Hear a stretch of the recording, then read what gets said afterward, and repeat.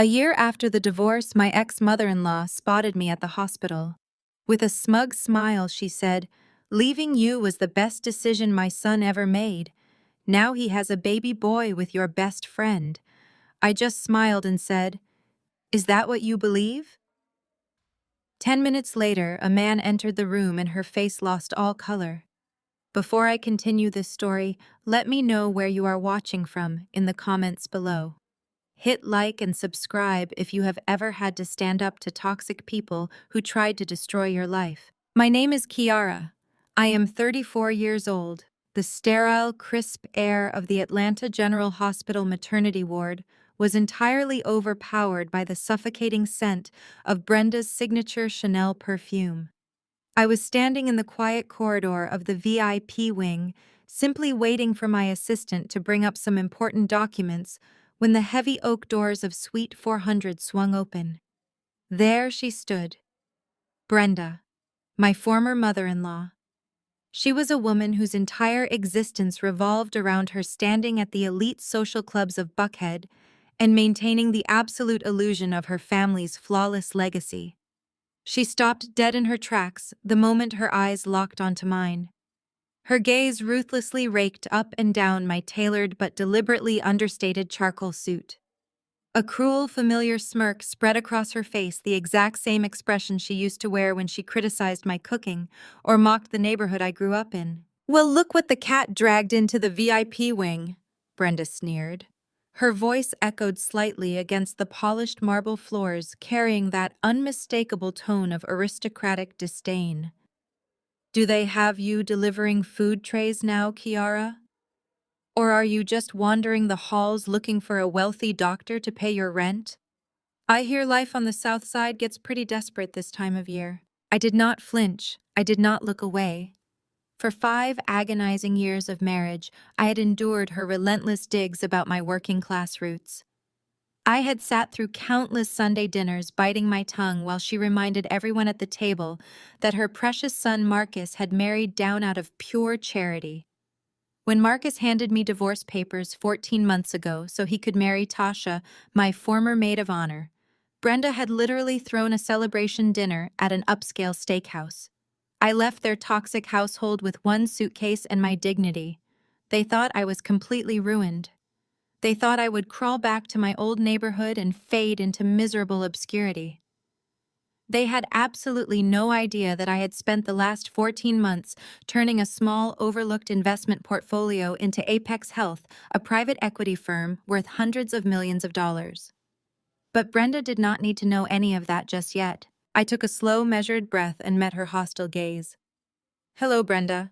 I am not here to deliver food. I am just handling some business." She waved her manicured hand dismissively, the heavy gold bracelets clinking against her wrist in a noisy display of fake wealth. "I do not care why you are here," she declared, stepping closer so I could feel the heat of her malice. "But since you decided to show your pathetic face today, you might as well hear the good news. Tasha just gave birth. A beautiful, healthy baby boy. The strong, perfect heir this family actually deserves." The mention of Tasha brought a bitter, metallic taste to my mouth, but it did not summon the tears Brenda was so desperately hoping to see. Tasha used to be the woman who held my hand while I cried over negative pregnancy tests. She was the one who sat on my living room sofa drinking my wine, listening to my deepest insecurities about starting a family with Marcus. All the while, she was sleeping with him in the very same house whenever I traveled for work. The betrayal had cut me down to the bone back then. Brenda stepped even closer, completely invading my personal space. Her voice dropped to a venomous, slicing whisper. "Marcus is finally a father, Kiara. Tasha gave him a son. She gave him a real family. That is something your barren, empty womb could never do. You should have seen the absolute joy on his face today. It is the look of a man who was finally freed from a dead weight. Leaving you was the greatest blessing God ever bestowed upon my boy. Look at you now. No husband, no children. Standing alone in a hospital hallway in a cheap suit. You are exactly where you belong. Nowhere." She expected me to crumble right there on the pristine hospital floor. She expected the old Kiara, the one who used to cry silently in the guest bathroom because she felt she was failing her husband. The Kiara who used to apologize for things she never did just to keep the peace at Thanksgiving dinners. But that woman died the exact day Marcus emptied our joint savings account to buy Tasha a lavish diamond engagement ring. That fragile woman was buried the day I realized my inability to have a child with Marcus was not a curse, but the universe actively protecting me from being tied to a narcissistic family for the rest of my life. I looked at Brenda. I truly looked at her. I did not see a powerful matriarch. I saw a bitter, aging woman desperately clinging to a facade of wealth that was currently crumbling beneath her expensive designer shoes. I knew things she did not. I knew that Marcus was drowning in debt. I knew that his flashy corporate job was a complete house of cards. I knew that this entire VIP hospital stay was a carefully orchestrated financial scam. More importantly, I knew exactly who owned the ground she was currently standing on. I did not raise my voice. I did not shed a single tear. I simply adjusted my cuff, looked her dead in the eye, and let a small, knowing smile touch the corners of my mouth. "A blessing, you say," I replied, my voice dangerously calm and steady. "I am so glad you feel that way, Brenda.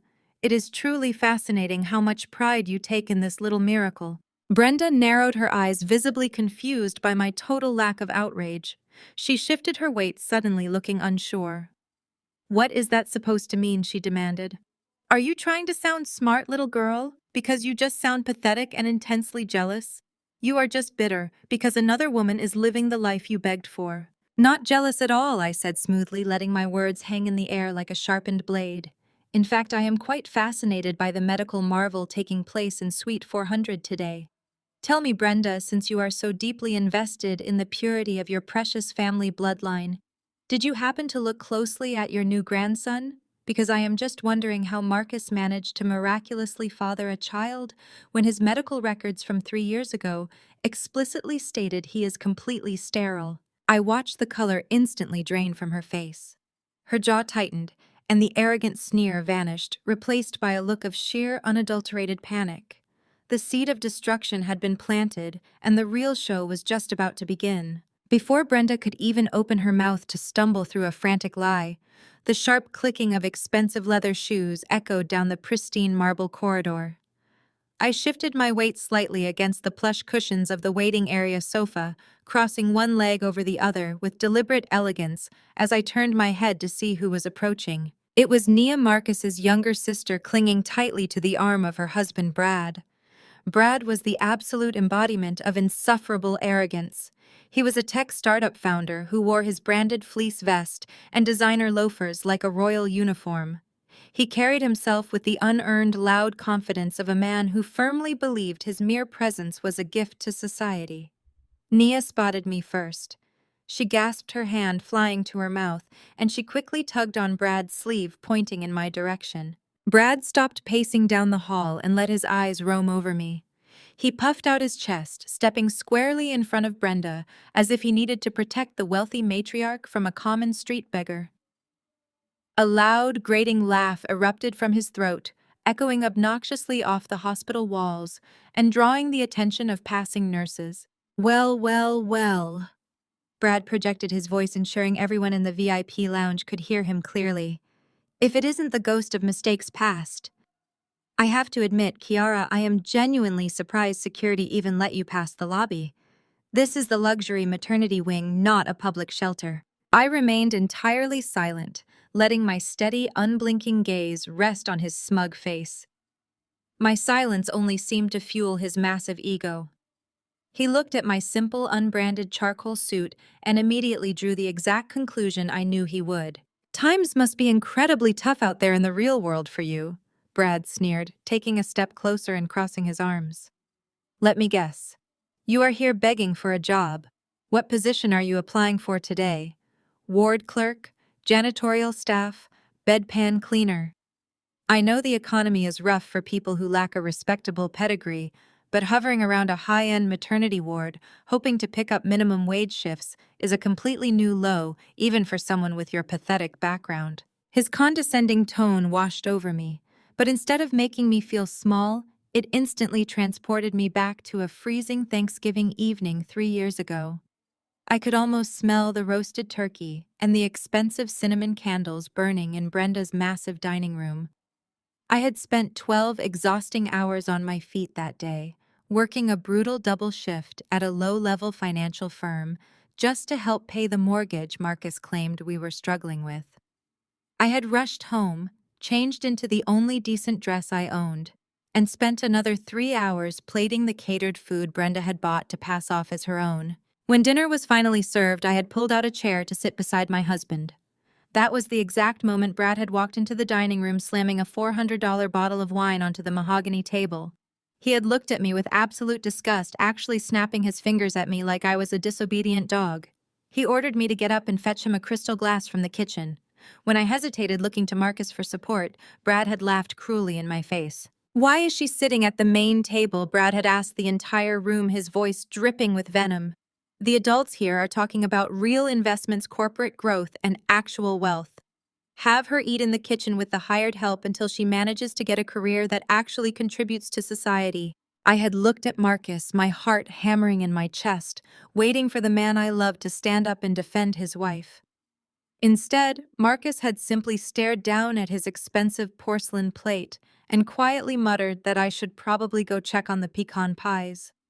The burning, suffocating humiliation of walking away from my own family dining table to eat cold leftovers over the kitchen sink had scorched my throat. It was a deep, agonizing wound that had kept me awake for countless nights, making me question my own worth and my right to exist in their elevated world. But as I sat on the hospital sofa looking at the exact same man who had banished me to the kitchen, I felt absolutely nothing but icy, calculated calm. I was no longer the exhausted, insecure girl desperate for their toxic approval. I was the silent owner of the ground he was standing on, and his arrogance was nothing more than a pathetic comedy routine to me now. Brad continued his loud monologue, completely oblivious to the dangerous shift in my demeanor. He paced back and forth in front of me, throwing his hands in the air to emphasize his fabricated wealth. "You really should have just swallowed your pride and asked me for a handout, instead of coming here to beg the hospital human resources department for a paycheck," Brad gloated. "My software company just closed another massive round of venture capital funding. We are practically swimming in millions of dollars right now. Investors are literally throwing cash at my feet because my vision is flawless." Nia nodded enthusiastically, tightening her grip on his arm and looking at me with pure pity. "Brad is changing the entire tech industry, Kiara. His startup is a unicorn. You would not understand how high-level finance works, but he is incredibly successful now. We all are." Brad smirked at his wife, clearly feeding off her adoration, before turning his vicious attention back to me. In fact, he boasted, leaning down slightly so he could look down his nose at me. "I am feeling so incredibly generous today that I just took care of Marcus and Tasha's entire medical bill." He paused dramatically, waiting for me to gasp in awe. When I gave him nothing but a blank stare, he practically shouted the numbers at me. $150,000, Kiara. That is what the premium VIP delivery package costs at a facility like this. Private chefs, hydrotherapy, round-the-clock, personalized care. I just swiped the company black card and paid it off in full without even blinking. Because that is what real family does. We take care of our own. We protect our bloodline.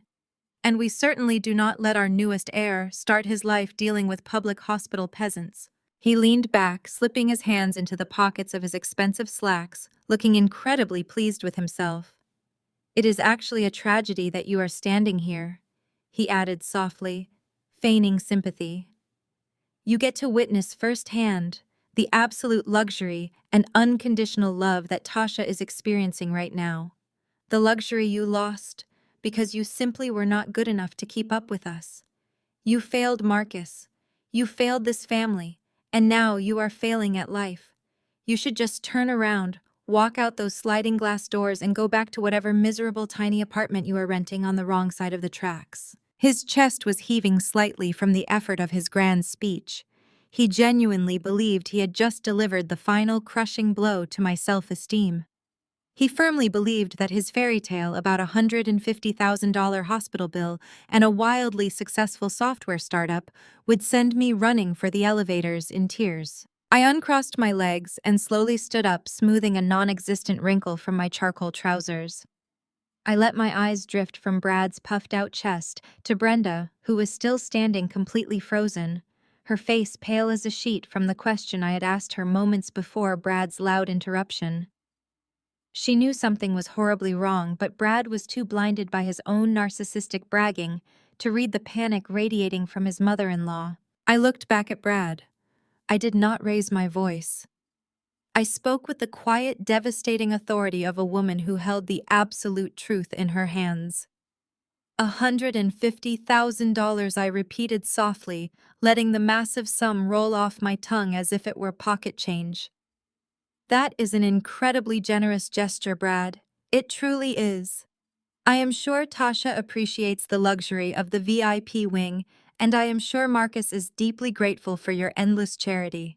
Brad smiled, thinking I was finally conceding defeat. Exactly, he said smugly. I tilted my head, studying him with an expression of mild clinical curiosity. It is just fascinating to me. I continued, my voice smooth as silk, that a man whose software company is practically swimming in venture capital would need to tell such a bold, desperate lie in the middle of a hospital corridor. Brad's smug smile instantly vanished, replaced by a dark, angry scowl. "Excuse me," he snapped, taking a step toward me. "What did you just say?" Nia bristled, stepping out from behind him. "How dare you call my husband a liar? You are just a bitter, broke woman who cannot handle the fact that we are thriving while you are nothing." I ignored Nia completely, keeping my eyes locked dead onto Brad. "I am saying, Brad, that it is very difficult to swipe a company black card for a $150,000 hospital bill when your software company has not turned a single cent of profit in over 18 months. The silence that followed my statement was absolute. The kind of heavy, suffocating quiet that only occurs when a carefully constructed delusion is violently shattered. I watched from my position as the blood rushed directly to Brad's face, turning his perfectly tanned skin a blotchy, mottled shade of crimson. Nia dropped his arm as if she had been burned, her eyes darting frantically between her husband and me. She opened her mouth to speak, but only a sharp intake of breath came out. Brad opened and closed his mouth several times, resembling a fish suffocating on dry land. The arrogant smirk had completely melted away, replaced by a frantic, calculating twitch in his eye, as his mind raced to figure out exactly how I knew about the catastrophic financial state of his precious tech startup. He took a step back, his designer loafers scuffing clumsily against the polished marble floor. Standing there, I felt a deep, resonant calm anchor my entire body. I did not shift my weight. I did not cross my arms defensively. I maintained my posture with a quiet, undeniable authority that commanded the space around me. My steady composure seemed to make me tower over them, forcing them to look at me from a lower angle as they mentally scrambled to regain their footing. I broke the frozen tableau by calmly reaching into the inner pocket of my tailored suit jacket. I needed to retrieve my phone to check the time for my scheduled meeting with the hospital administrator. As I pulled out my slim leather card holder, I intentionally allowed my fingers to loosen their grip just enough. A single heavy stock business card slipped free. It fluttered gracefully through the crisp hospital air and landed perfectly face up on the pristine white floor, right between the tips of Brad's Italian leather shoes and Brenda's designer heels. The card was understated but undeniably expensive, crafted from matte black cardstock and stamped with heavy gold foil lettering. Apex Health, Kiara Wilson, Chief Executive Officer and Managing Partner. Brad stared down at it. His eyes traced the gold lettering. For a fraction of a second, genuine fear flashed across his face as his brain processed the title. But his massive, fragile ego immediately rushed to protect him. He let out a harsh, barking laugh that sounded more like a cough, bending down to snatch the card off the floor. He held it up, waving it between two fingers like a piece of garbage. "Look at this pathetic stunt. Brad sneered, his voice rising in an attempt to regain control of the corridor. You actually went out and printed fake business cards. Apex Health. CEO. This is beyond embarrassing, Kiara. Are you so desperate to prove you are not a complete failure that you went to a local print shop just to play pretend? You think carrying around a piece of cardboard makes you someone important in the real world? Nia, desperate to believe her husband's crumbling narrative, quickly agreed. It is actually sad, she said, shaking her head with an exaggerated sigh. You are living in a complete fantasy world. You should really seek psychiatric help instead of harassing our family in a hospital. Brenda, regaining her footing after the shock of my earlier comment about Marcus, stepped forward to reclaim her matriarchal authority. Give it up, Kiara. Brenda commanded, her voice dripping with the old familiar poison. We know exactly who you are. You are a girl from the South Side who married into our family trying to secure a meal ticket, and when you failed to give my son a child, you were sent packing. You have no money. You have no status. Printing a fancy title on a piece of paper does not erase the fact that you are standing in a hospital you could never afford to be a patient in. I smoothly reached out and plucked the business card from Brad's fingers before he could react. I slipped it back into my pocket with a fluid, practiced motion. I did not raise my voice, but I injected enough cold steel into my tone to cut right through their combined arrogance. You are absolutely right about one thing, Brenda, I said smoothly. I am not here as a patient, and I am certainly not here looking for a job as a ward clerk. I am here because the board of directors for Atlanta General Hospital required my physical signature to approve the quarterly operating budget for this facility.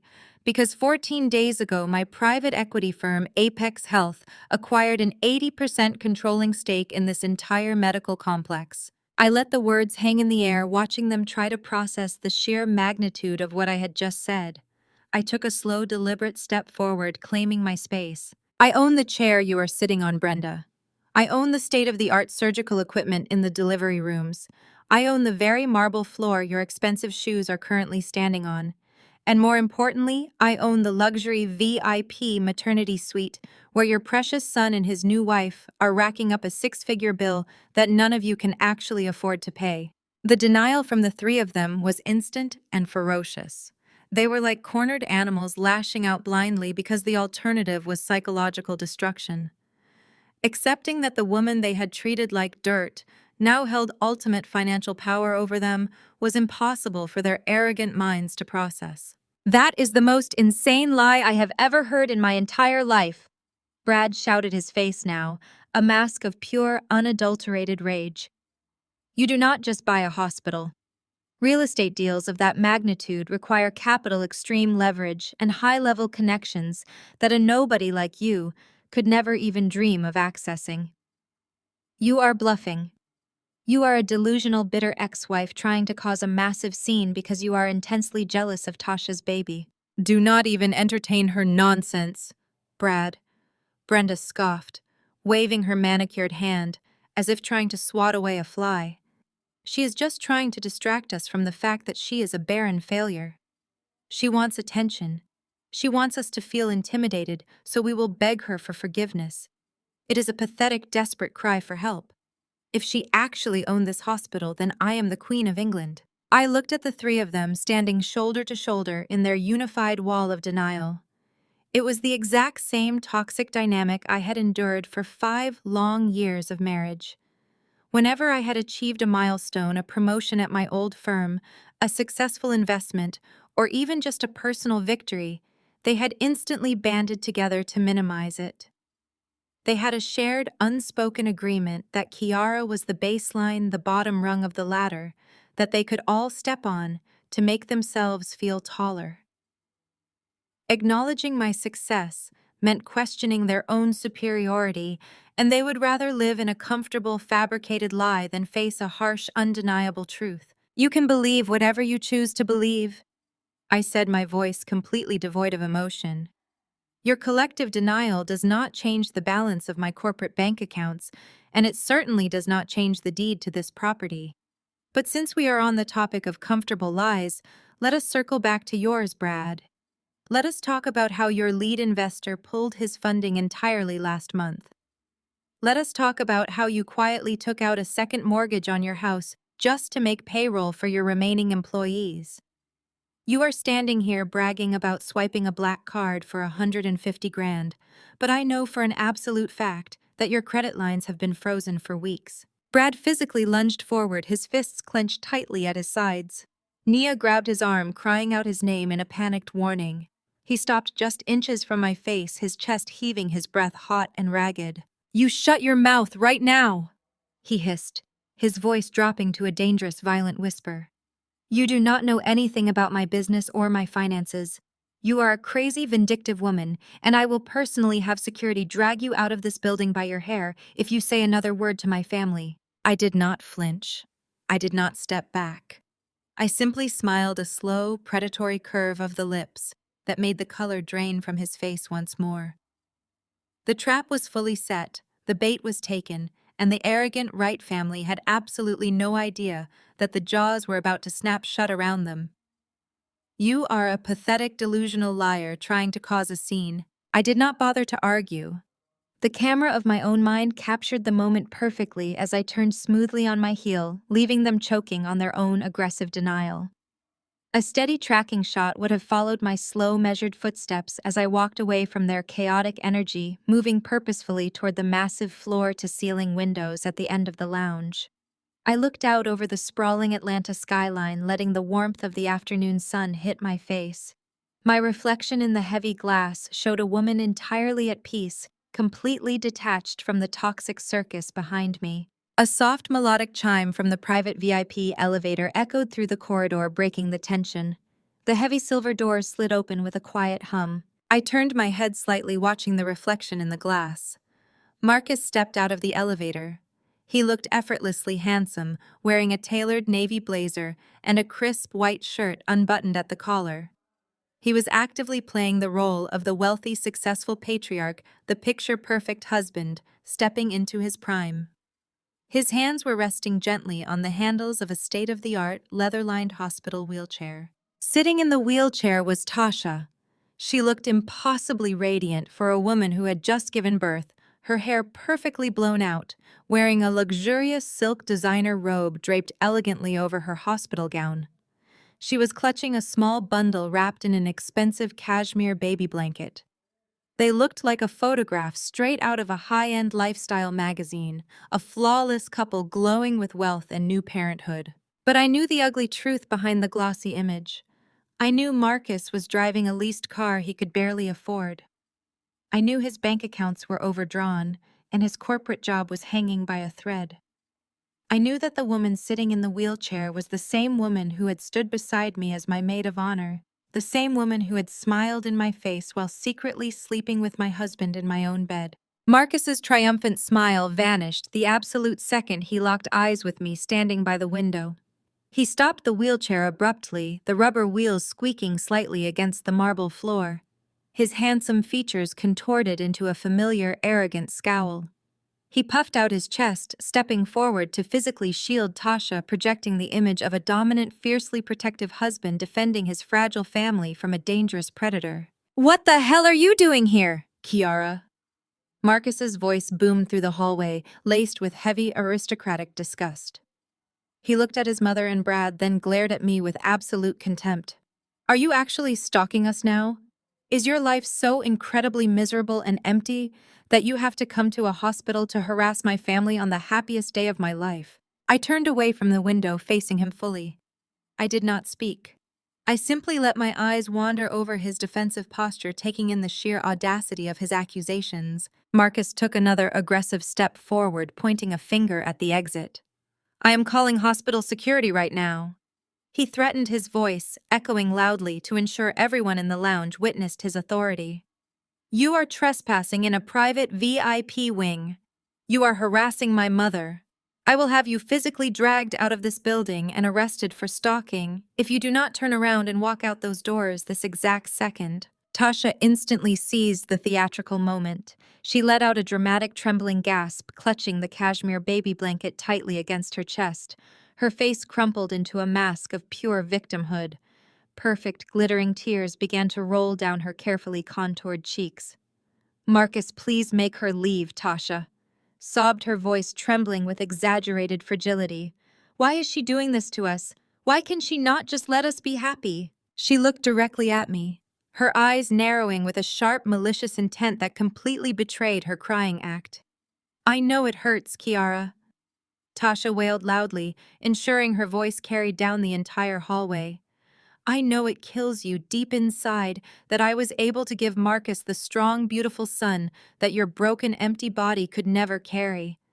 I know you are bitter. I know you are alone.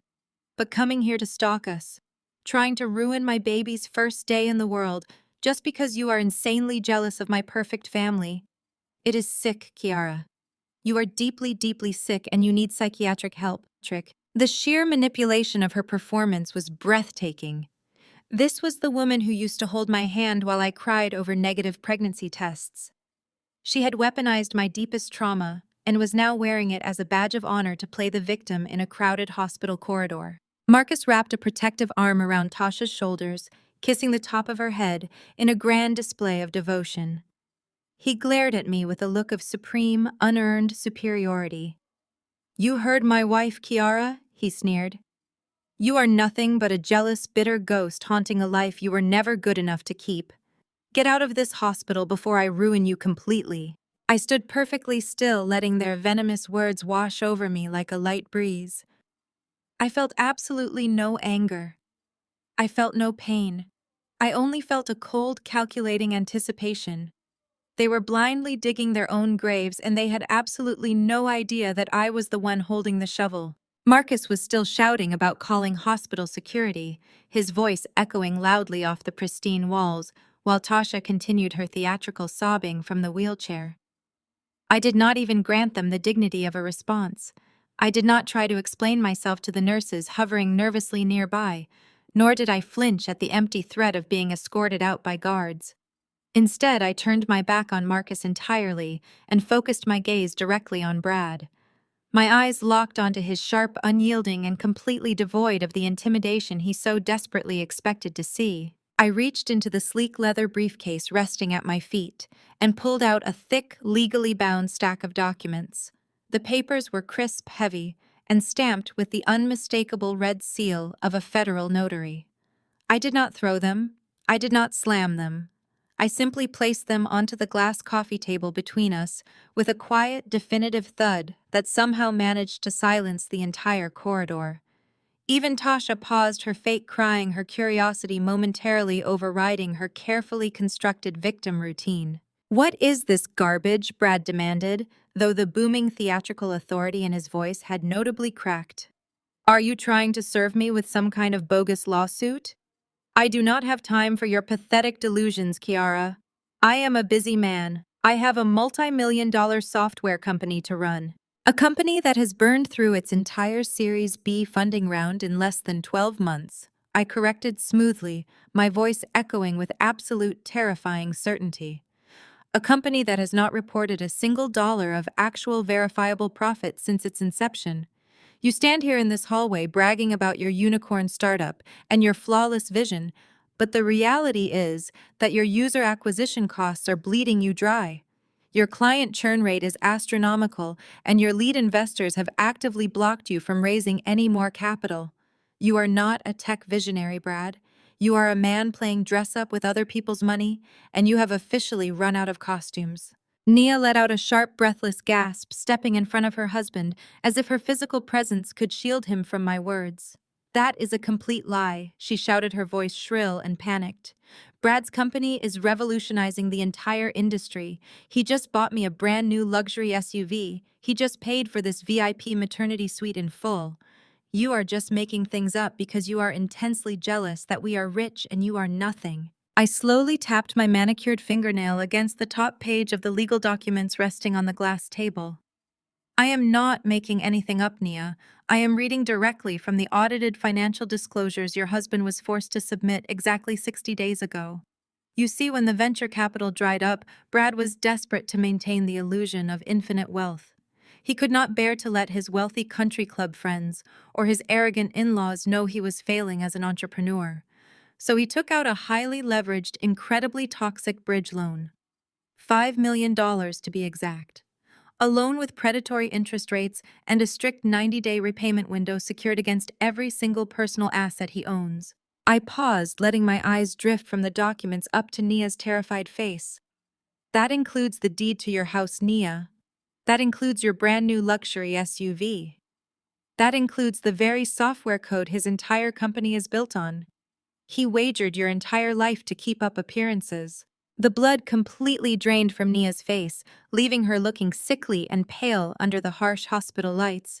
She turned slowly to Brad, her hands trembling as she grabbed his fleece vest. Brad, tell me she is lying, Nia pleaded, her voice dropping to a desperate whisper. Tell me you did not secretly mortgage our home. Tell me you did not gamble everything we have. Brad could not look at his wife. He was sweating profusely now. Small, heavy beads of moisture gathered along his forehead and his upper lip. His breathing had become shallow, rapid, and erratic, like a man slowly suffocating. He stared down at the legal documents on the coffee table, as if they were a live explosive device ticking down to zero. How do you have these? Brad stammered, his voice completely devoid of its former arrogance, reduced to a high, panicked squeak. These are highly confidential corporate filings. You cannot possibly have access to this level of proprietary financial information. You are a nobody. I smiled, a slow, calculated curve of my lips that offered absolutely no warmth. I have access to them, Brad, because the aggressive private lending firm that issued you that $5 million lifeline is a direct subsidiary of Apex Health.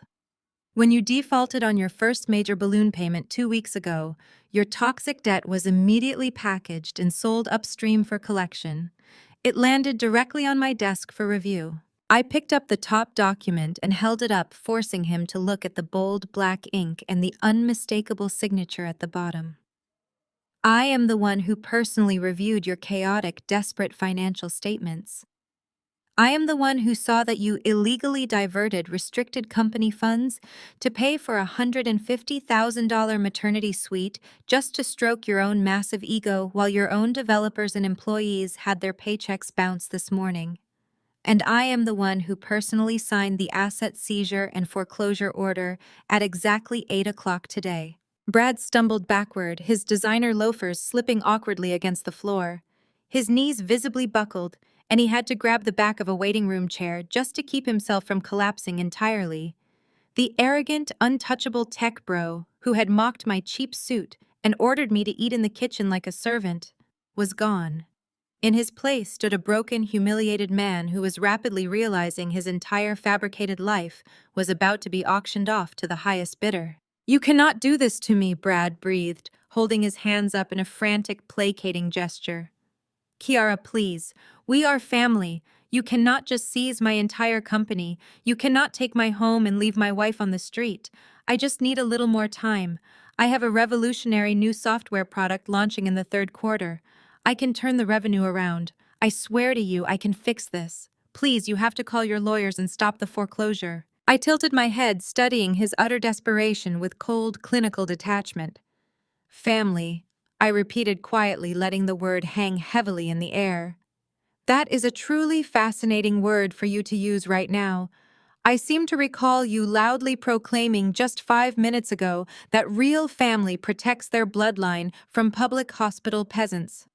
I recall you humiliating me at a Thanksgiving dinner table, telling me I did not contribute to society. Well, Brad, I am contributing now. I am actively cleaning up the market by liquidating failed fraudulent investments. Your company assets are currently being seized by federal marshals as we speak. Your corporate and personal bank accounts are completely frozen. That shiny black card you used to pay for Tasha's luxury VIP suite will be officially declined before the ink on the hospital receipt is even dry. Absolute, unadulterated panic overtook him. His eyes darted wildly around the room like a trapped animal looking for any possible escape route. He spun around, lunging toward Marcus. He grabbed his brother-in-law by the shoulders, his fingers digging into the fabric of Marcus's expensive navy blazer, shaking him with frantic, terrifying energy. Marcus, you have to help me, Brad pleaded, his voice cracking loudly, abandoning any remaining shred of pride or dignity. You have to talk to her. Tell her to call off her corporate lawyers. You have money stashed in that offshore account, right? The hidden account you used to funnel your annual bonuses during your divorce so she could not get her hands on the cash. You can float me a bridge loan, just $2 million to cover the immediate margin call and get the marshals out of my building. I will pay you back with interest, Marcus. I swear on my life, please do not let her destroy me. The entire VIP hallway plunged into a dead, horrifying, suffocating silence. Brad, blinded by his absolute terror and financial ruin, had just violently ripped the lid off the biggest, ugliest secret of all. Tasha stopped her fake crying completely, her jaw dropping open in genuine shock as she stared at the back of her husband's head. Brenda clutched her chest, her face turning an alarming shade of gray, looking as though she might actually collapse onto the marble floor. And Marcus, the proud, dominant, protective patriarch of the family, turned the color of chalk, his eyes widening in pure terror as he realized what had just been exposed to the entire room. The space between us instantly tightened, growing thick and claustrophobic. If an invisible lens were slowly panning in a tight circle over my shoulder, it would have perfectly framed the absolute suffocating devastation crashing down upon the Wright family. The air conditioning hummed faintly above us, but the oxygen in the corridor seemed to evaporate entirely. Marcus stood entirely paralyzed. His jaw hung slightly slack, his broad shoulders suddenly caving inward as the weight of Brad's panicked confession anchored him to the floor. For 5 years, Marcus had meticulously crafted an image of a wealthy, put-together corporate leader. He had spent months during our divorce crying poverty to the mediators, submitting doctored financial affidavits, claiming his investments had gone under and legally dodging alimony and asset division. Now his own brother-in-law had just screamed to a crowded VIP lounge that Marcus was sitting on a multi-million-dollar hidden offshore account. Tasha gripped the padded armrests of her hospital wheelchair so tightly her knuckles turned a stark, bony white. She stared at the back of Marcus's head, her mind clearly struggling to process the math. Her husband had millions hidden away. But before her anger at Marcus could fully materialize, her deep-seated pathological hatred for me overrode her logic. She needed a villain, and she was fiercely determined to make sure it was me. She violently shoved the cashmere blanket off her lap. Her perfectly blown-out hair shifted as she leaned forward, pointing a trembling manicured finger directly at my chest. "You are completely heartless, Kiara!" Tasha shrieked, her voice echoing shrilly off the marble walls. "Look at what you are doing. You come into a maternity ward, a sacred place of healing and new life, and you start spinning these psychotic, manipulative lies just to tear our family apart. You are trying to turn Brad against Marcus. You are trying to ruin the most beautiful day of my life. Because you are a sad, barren, miserable woman who cannot stand to see me getting everything you ever wanted." I did not blink. I let her voice ring out, watching the frantic rise and fall of her chest beneath her expensive silk designer robe. "Marcus loves me," Tasha continued, her voice rising in a desperate, frantic crescendo. She raised her left hand aggressively, flashing the massive, glittering diamond ring in the harsh hospital light. "He treats me like an absolute queen. He bought me a custom wedding gown. He put this flawless 3-carat diamond on my finger.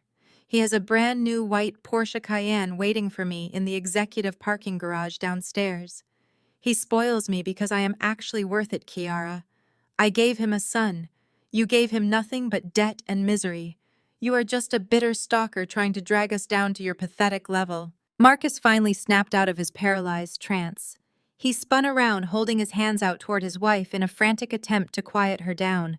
"Tasha, stop talking," he hissed, his voice dropping to a frantic, panicked whisper. "Just stop talking right now." But Tasha was entirely blinded by her own theatrical performance. She ignored him, lifting her chin and glaring at me with supreme, unearned arrogance. "No, Marcus, I will not stop," she snapped. "She needs to hear the truth. She needs to know that your money is ours now.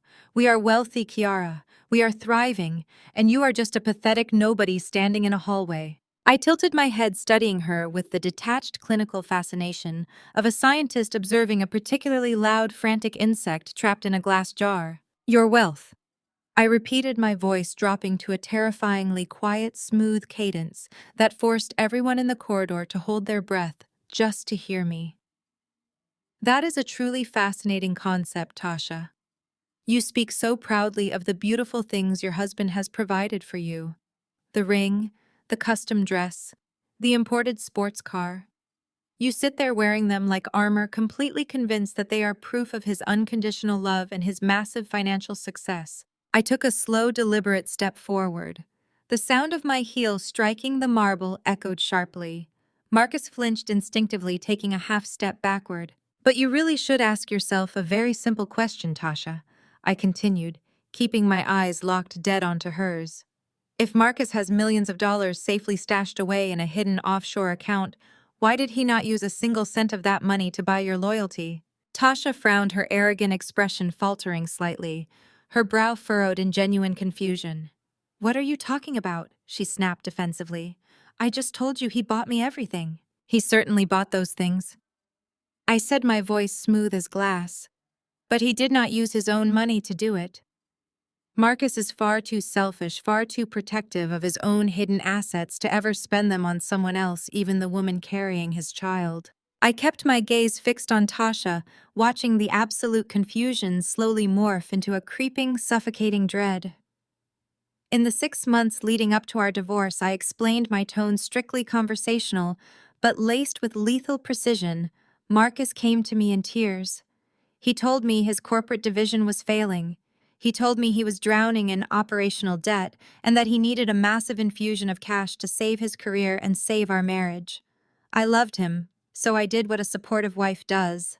I took the pristine, unblemished financial history of my independent design firm and I secured a joint high-limit line of credit, $200,000 entirely backed by my own personal collateral. Marcus let out a strangled, desperate noise. Kiara, do not do this, he pleaded, his voice cracking. Do not say another word. Shut your mouth right now. I ignored him completely, stepping closer to Tasha's wheelchair.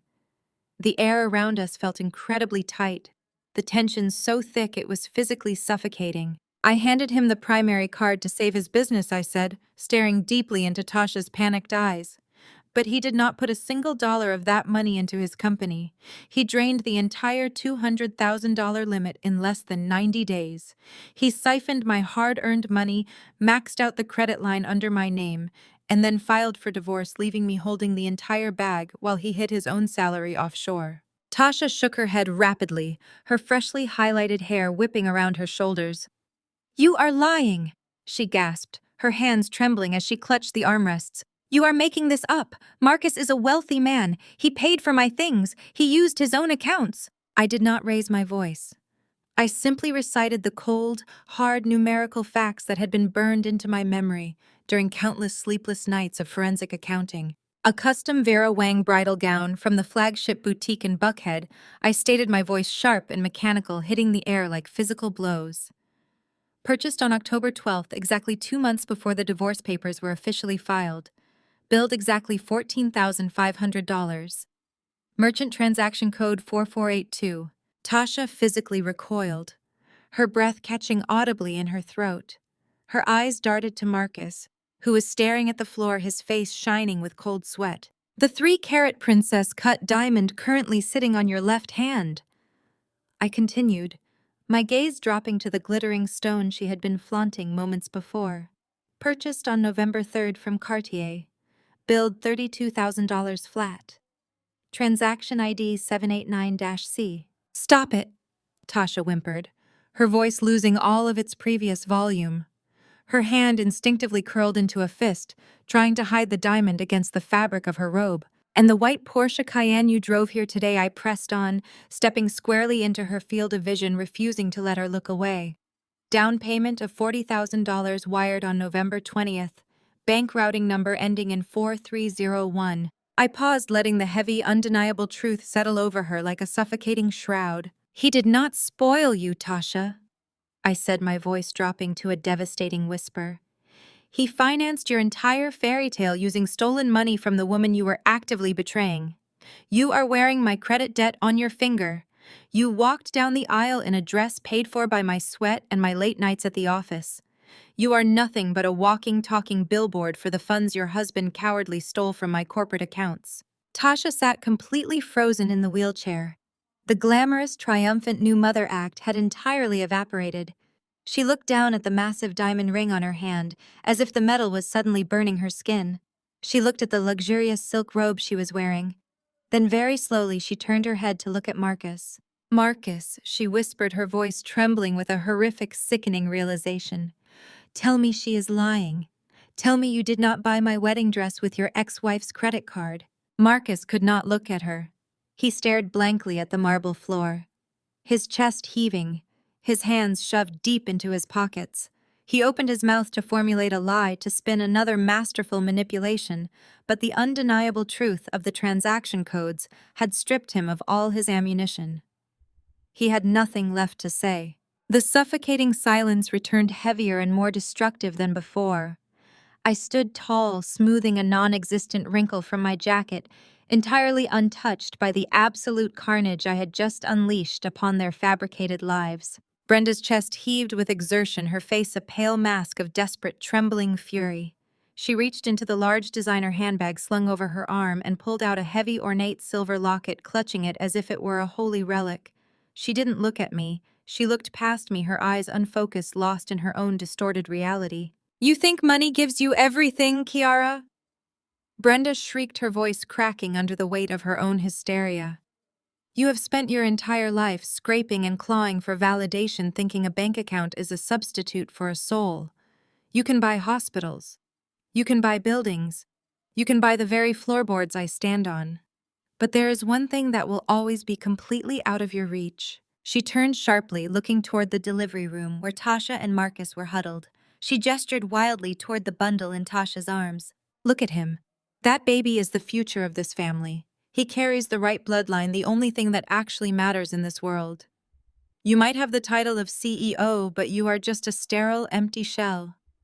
You are alone, Kiara. You have no legacy, no children to carry your name, and no one who will ever truly love you for anything other than your net worth. You are a ghost, and you will fade away into nothingness once your money is spent."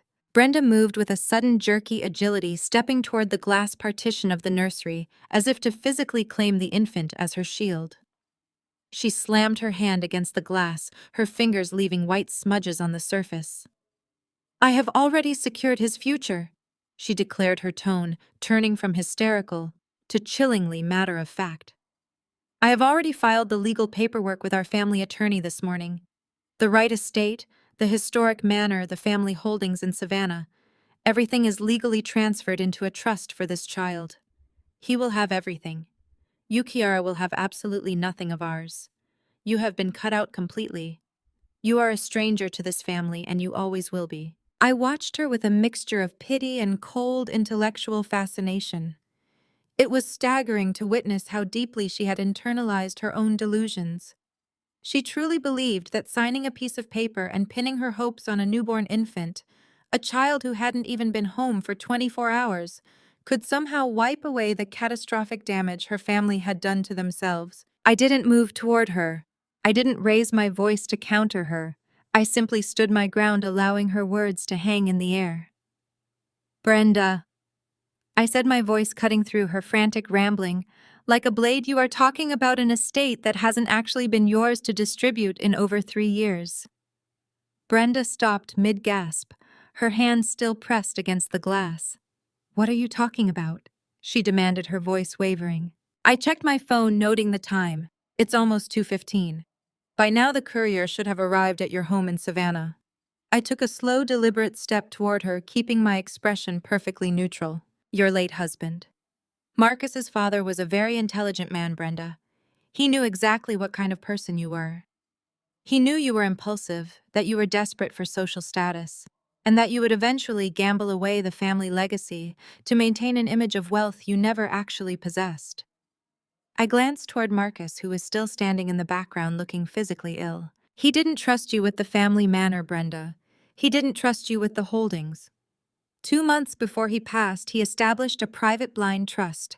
My firm was hired as the external auditor for that trust 3 years ago. I've been overseeing the assets since the moment the probate court finished its work. You've been living in that mansion for years under the mistaken assumption that you had the authority to gift it away. You don't. You are a guest in a house you haven't owned since 2023. Brenda let out a small, high-pitched whimper, her hand sliding down the nursery glass. This is a lie, she whispered, though the strength had completely drained from her knees. She looked back toward Marcus, her eyes wide and pleading, searching for some kind of confirmation, some kind of denial. Marcus, tell her, this is just another one of her games. Marcus looked like he was in the throes of a cardiac event. He looked at his mother, then at his wife, then at me. His silence was the loudest sound in the hallway. It was an admission of defeat more profound than any spoken confession. He knows Brenda, I said, not taking my eyes off her. He's known since the audit last winter. He didn't tell you because he was hoping he could convince me to bypass the trust requirements. He was hoping he could convince me to sign over the title to his son, just like he was hoping he could convince me to keep funding his failing lifestyle. I moved closer, invading the space she had tried to claim as hers. You think this baby is your shield. You think this infant is going to grow up and love you because you handed him a house you don't even own. You've already lost everything, Brenda. You lost your home. You lost your son's respect if he ever had any for you. And now you've lost the ability to live in your own lie. I looked over at Tasha, who was still clutching the baby. The infant began to cry, a sharp, piercing sound that cut through the tension. Tasha looked down at him, her expression shifting from arrogance to genuine anxiety. She didn't look like a proud matriarch. She looked like a young woman who had just realized she was holding a mortgage instead of a miracle. Tasha, I said, my voice softening just enough to be even more cutting. That baby is going to grow up with the last name Wright, but he is going to have to learn very quickly that the Wright family name doesn't actually mean wealth. It means debt. It means public humiliation. It means a mother who married a man for his image, and a father who used his own child's future to secure loans he couldn't pay back. Tasha began to shake her grip on the infant, loosening as her panic escalated. Marcus, she hissed at her husband, her voice tight with genuine sharp-edged fear. If the house is gone, if the trust is fake, where are we going to go? What are we supposed to do? Marcus didn't answer. He couldn't. He was staring at the empty air, the weight of the coming foreclosure and the legal firestorm pressing in on him from every side. I stood there, the absolute owner of this situation, and felt the final quiet satisfaction of seeing the walls close in. I didn't need to do anything else. The greed that had defined their lives was the very thing that had ensured their total spectacular ruin. They had spent their entire existence building a house of cards, and all I had to do was stand back and let the truth act as the wind. I turned to the nurse who had been standing by the door watching the unfolding catastrophe with a mixture of shock and professional detachment. My board meeting is at 2:30. I said, my voice calm and composed, as if we were discussing the weather. Please ensure that security handles the eviction of the unauthorized individuals in the VIP wing immediately following my departure. I have no desire for them to remain on the property a single second longer than necessary. I didn't wait to see their reactions. I walked toward the elevator, the heavy heels of my boots clicking rhythmically on the marble floor. Behind me, the sound of Tasha crying and Brenda's hysterical broken chanting filled the hallway. It was the sound of a legacy turning to dust. I didn't look back. I had a hospital to run. I had barely taken 5 steps toward the polished steel doors of the elevator when Brenda's voice cracked like a whip down the corridor, desperate and shrill. You think you have won? She screamed, her voice echoing violently off the hospital walls. You think your new money and your corporate titles make you better than us? We are the Wright family. We have generations of history, Kiara. We have the Savannah estate. We have breeding.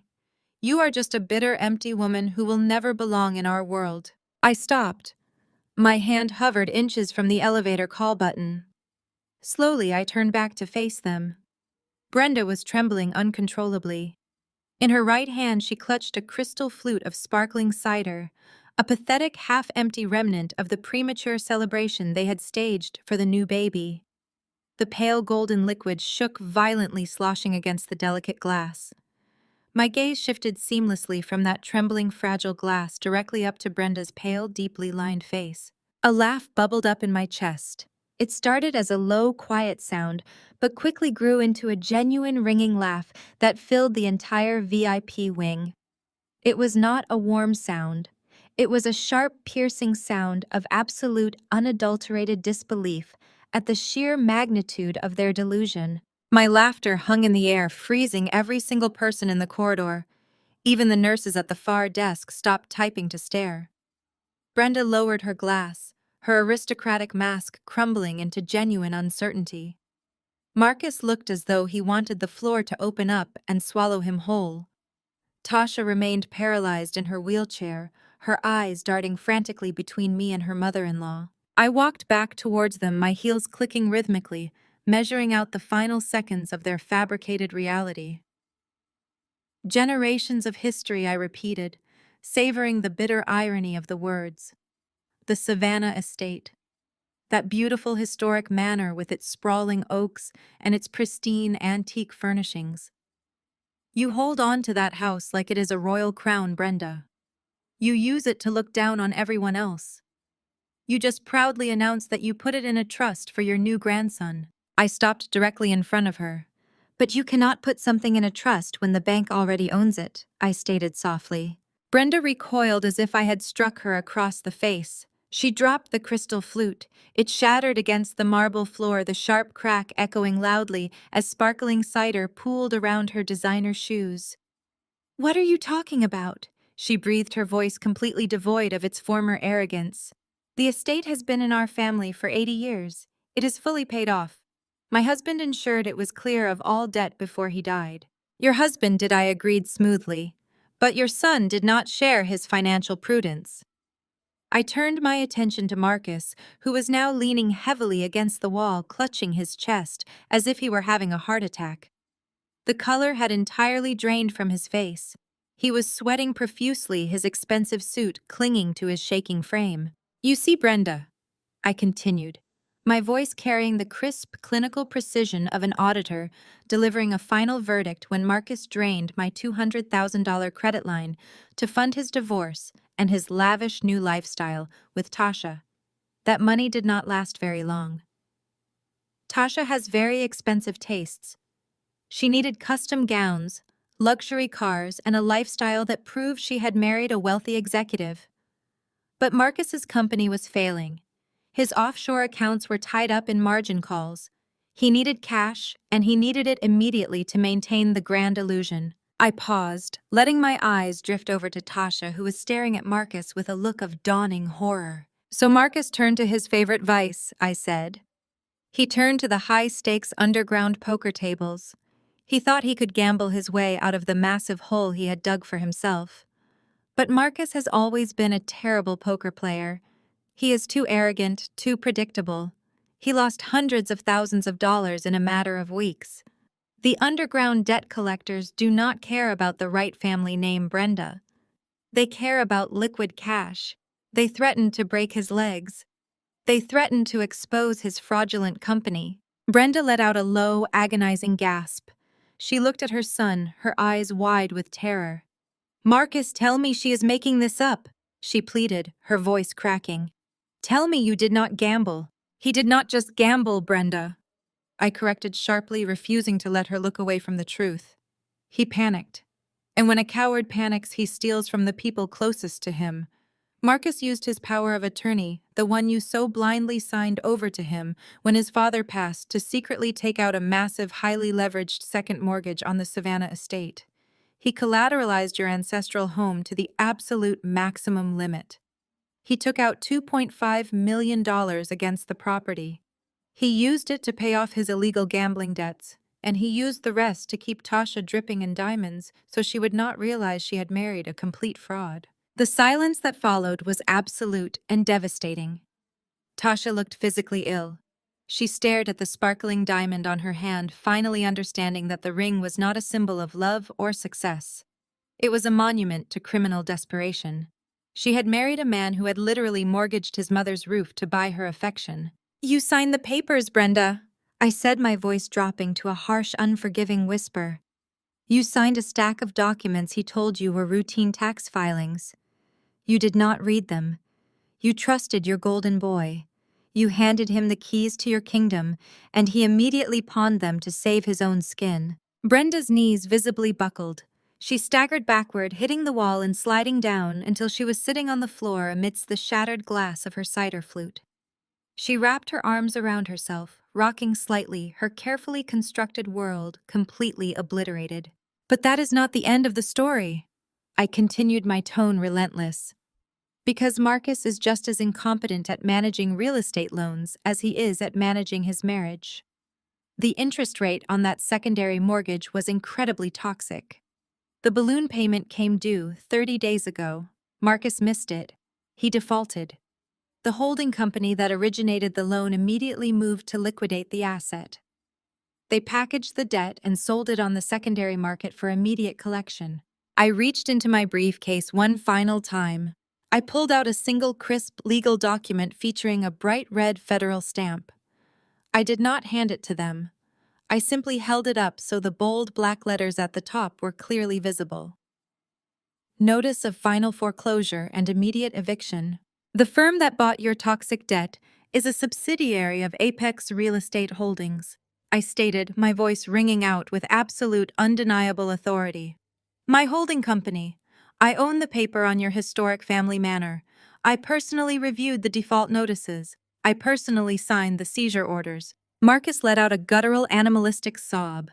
He dropped to his knees right there in the hospital corridor. Kiara, please. He begged, tears streaming down his face, completely abandoning any remaining shred of dignity. I will do anything. I will work for you. I will sign over the offshore accounts. Please do not take my mother's home. She has nowhere else to go. You cannot put her on the street.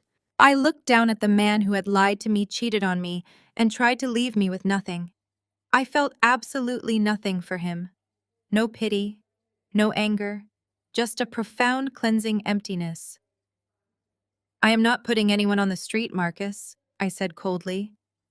You put her on the street the moment you forged her signature to cover your own pathetic failures.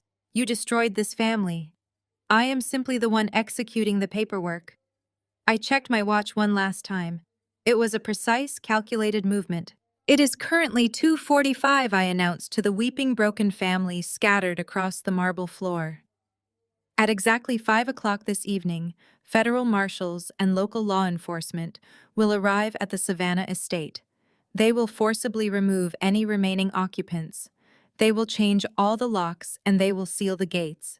Your historic ancestral home will be auctioned off next month to the highest bidder to recover the debt you stole from my companies. I looked at Brenda, who was weeping uncontrollably on the floor, then at Tasha, who was staring at Marcus with an expression of pure, unadulterated hatred, and finally at Marcus, who was curled in a pathetic ball of defeat.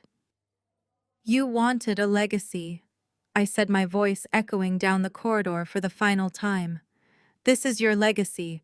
Debt, fraud, and total ruin. Enjoy your celebration. I turned on my heel and walked straight to the elevator. I pressed the button, stepped inside the polished steel cab, and watched the doors slowly slide shut, completely sealing away the sobbing, shattered remnants of the Wright family. I had a hospital to run, and my schedule was completely clear. The polished steel doors of the elevator had almost kissed shut, leaving only a sliver of light from the corridor, when a thick, trembling hand shot through the gap. The heavy rubber safety sensors groaned in protest as they were forced backward. I watched with mild clinical irritation as Marcus threw his entire body weight against the doors. His expensive designer dress shoes slipped awkwardly against the marble floor as he forcibly pried the steel panels apart. He stumbled into the small enclosed space of the elevator cab, bringing with him the sharp, sour stench of adrenaline, panic, and sweat masked poorly by his expensive Tom Ford cologne. You are lying! Marcus spat his chest, heaving violently as he blocked my only exit.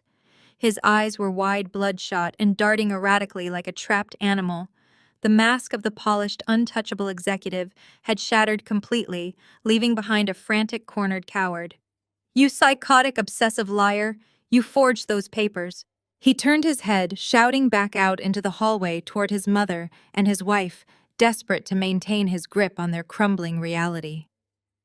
She's making it all up, Tasha. Mom, listen to me. She fabricated these documents. She probably paid someone downtown to print a fake federal seal, just to scare us.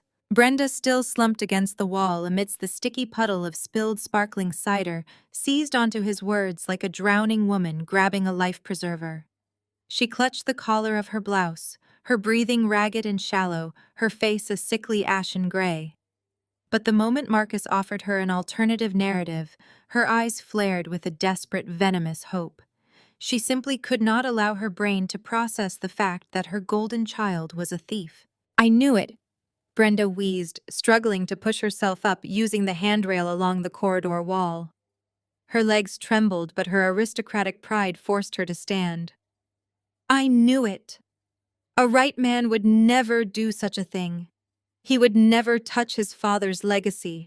You are a sick, twisted woman, Kiara. You hacked his personal emails, didn't you?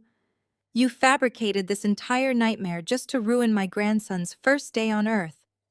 That is a federal crime." "Marcus, call the bank," Tasha sobbed from her wheelchair, her voice a fragile, high-pitched squeak that stripped away all her previous arrogance. She wasn't entirely convinced by his denial. Her tear-filled eyes remained locked on the foreclosure notice I had dropped, which now lay dangerously close to Brenda's spilled drink. "Call them right now and put them on speaker. Prove she's lying to us. Prove to me that we aren't going to be homeless." "I don't need to call anyone to prove anything to this crazy bitch," Marcus roared, his voice bouncing deafeningly off the stainless steel walls of the elevator.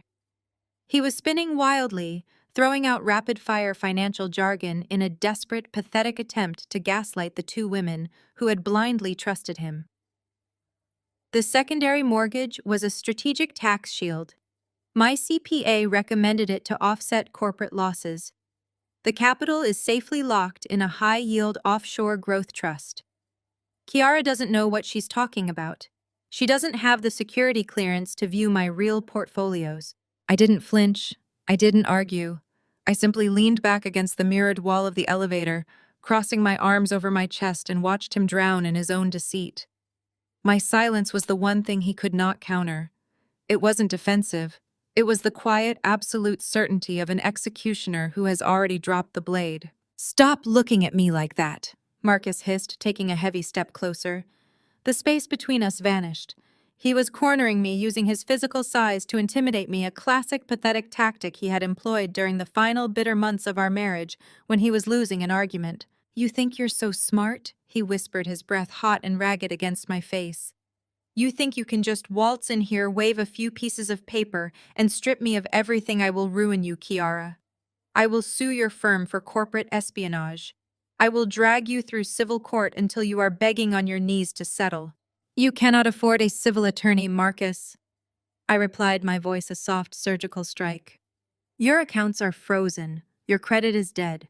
You don't even have the liquid cash to validate the parking ticket for that Porsche sitting downstairs." Something inside him snapped. The absolute, undeniable finality of my words severed the last remaining thread of his sanity. The panic in his eyes instantly hardened into pure, unadulterated malice. He realized in that split second that he could not lie his way out of this.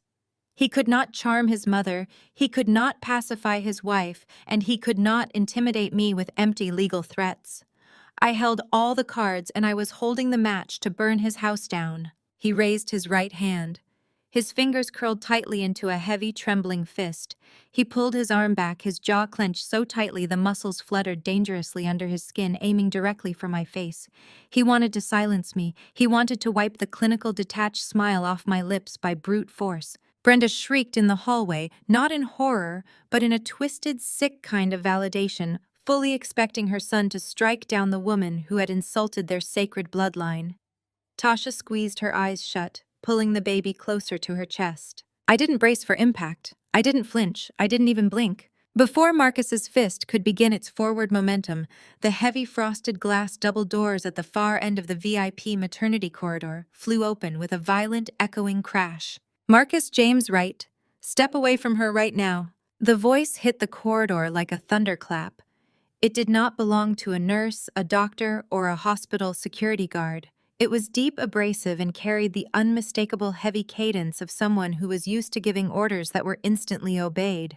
Marcus froze his fist, hovering uselessly in the air.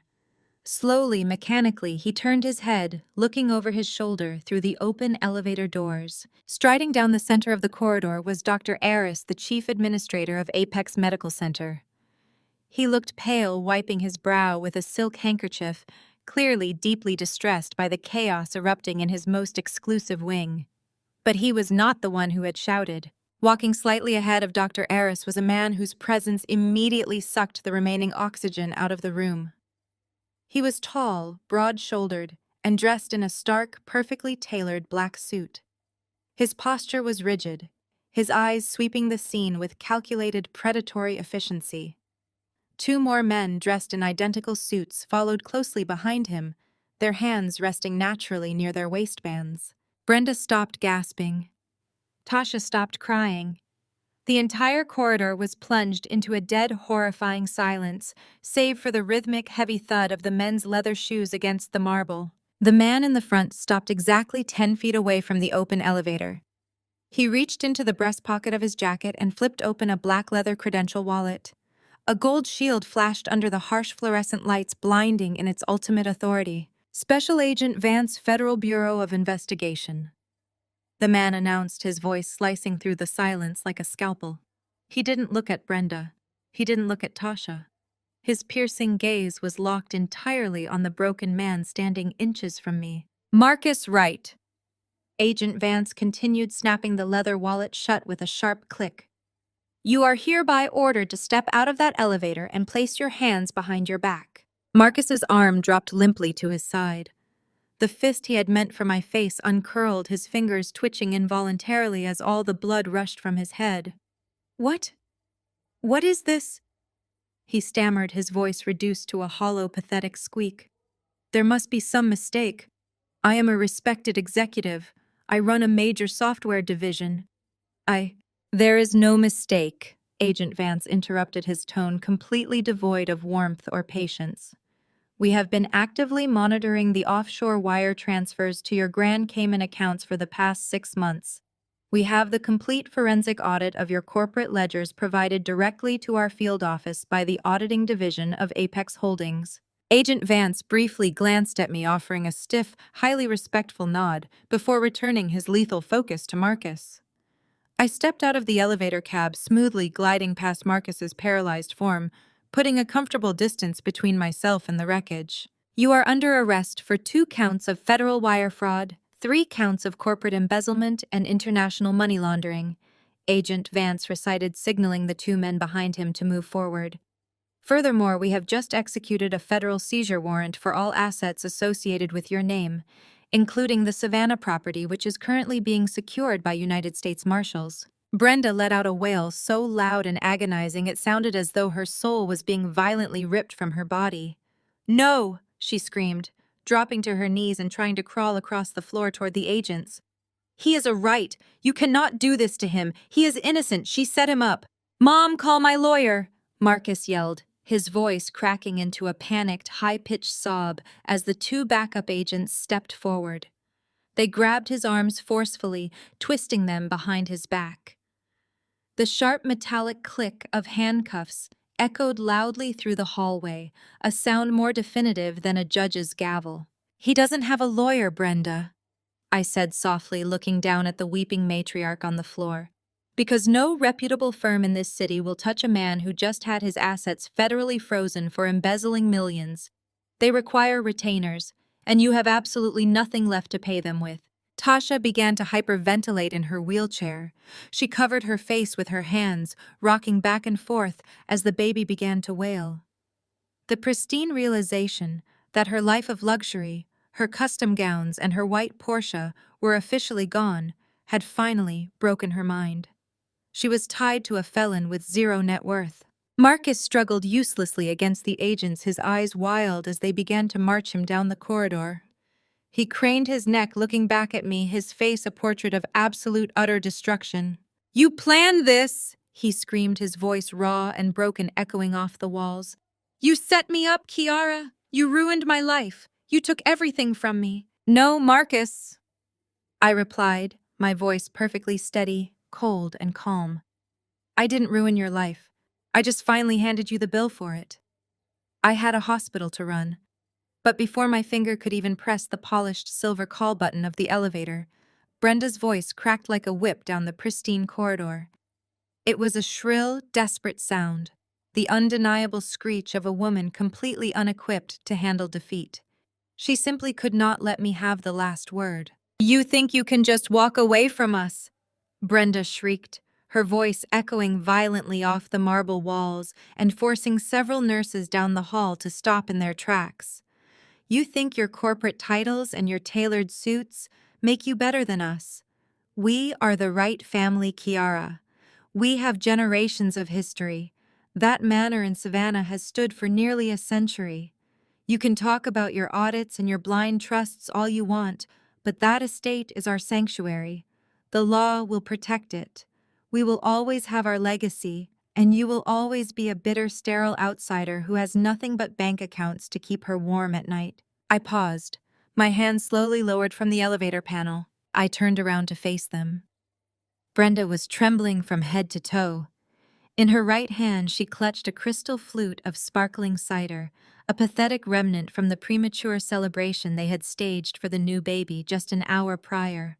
Her grip was so tight and her hand shook so violently that the pale golden liquid sloshed aggressively over the delicate rim, dripping onto the pristine hospital floor. My gaze shifted seamlessly from the trembling, fragile glass in her hand directly up to her pale, deeply lined face. A laugh bubbled up in my chest.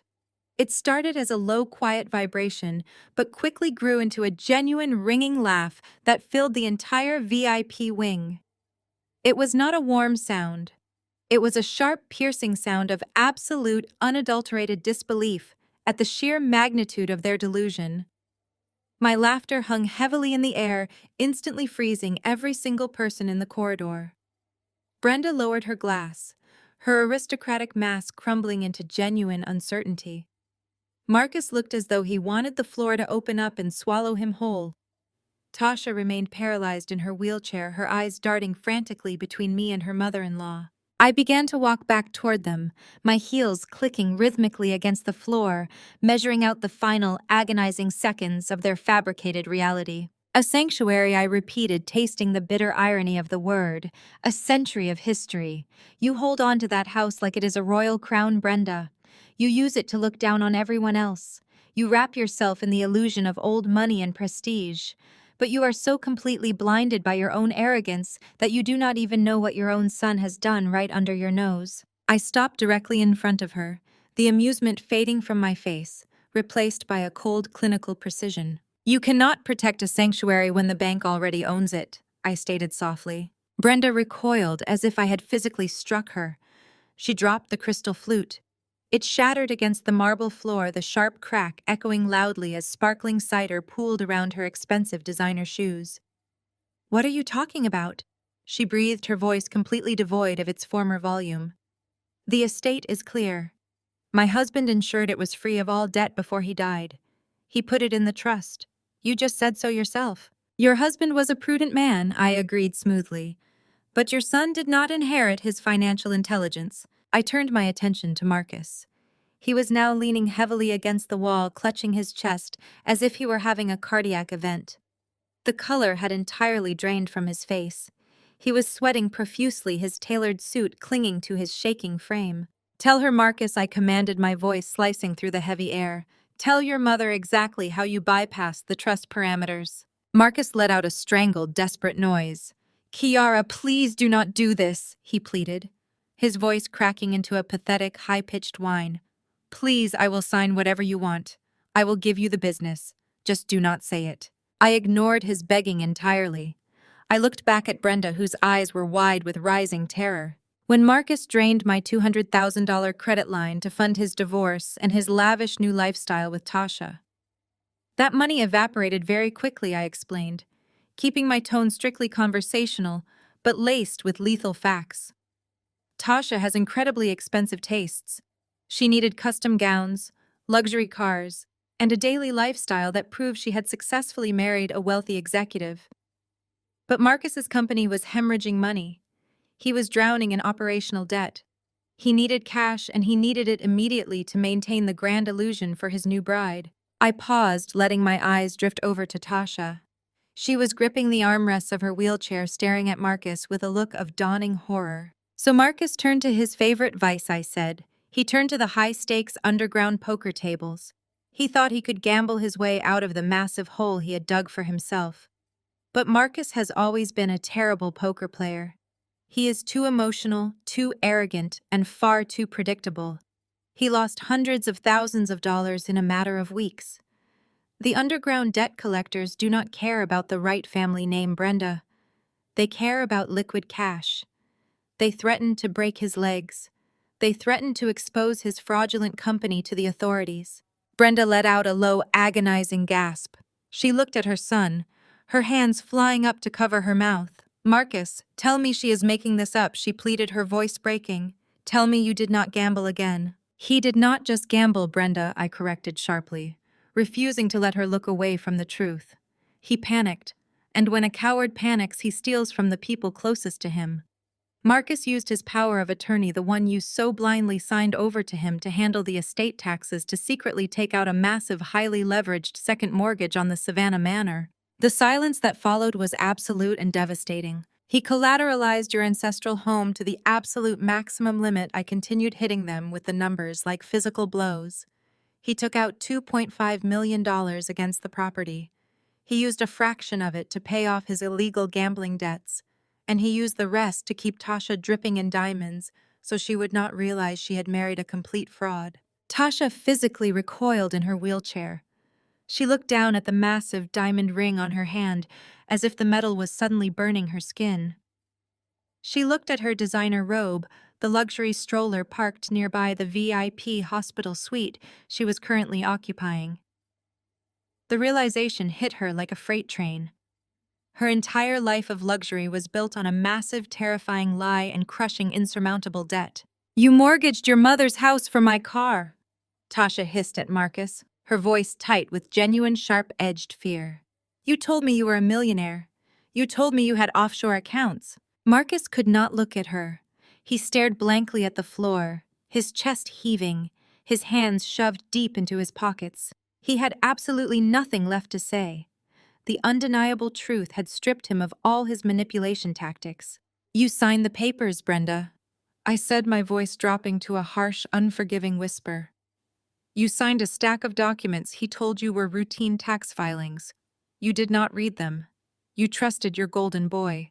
You handed him the keys to your kingdom, and he immediately pawned them to save his own miserable skin. Brenda's knees visibly buckled.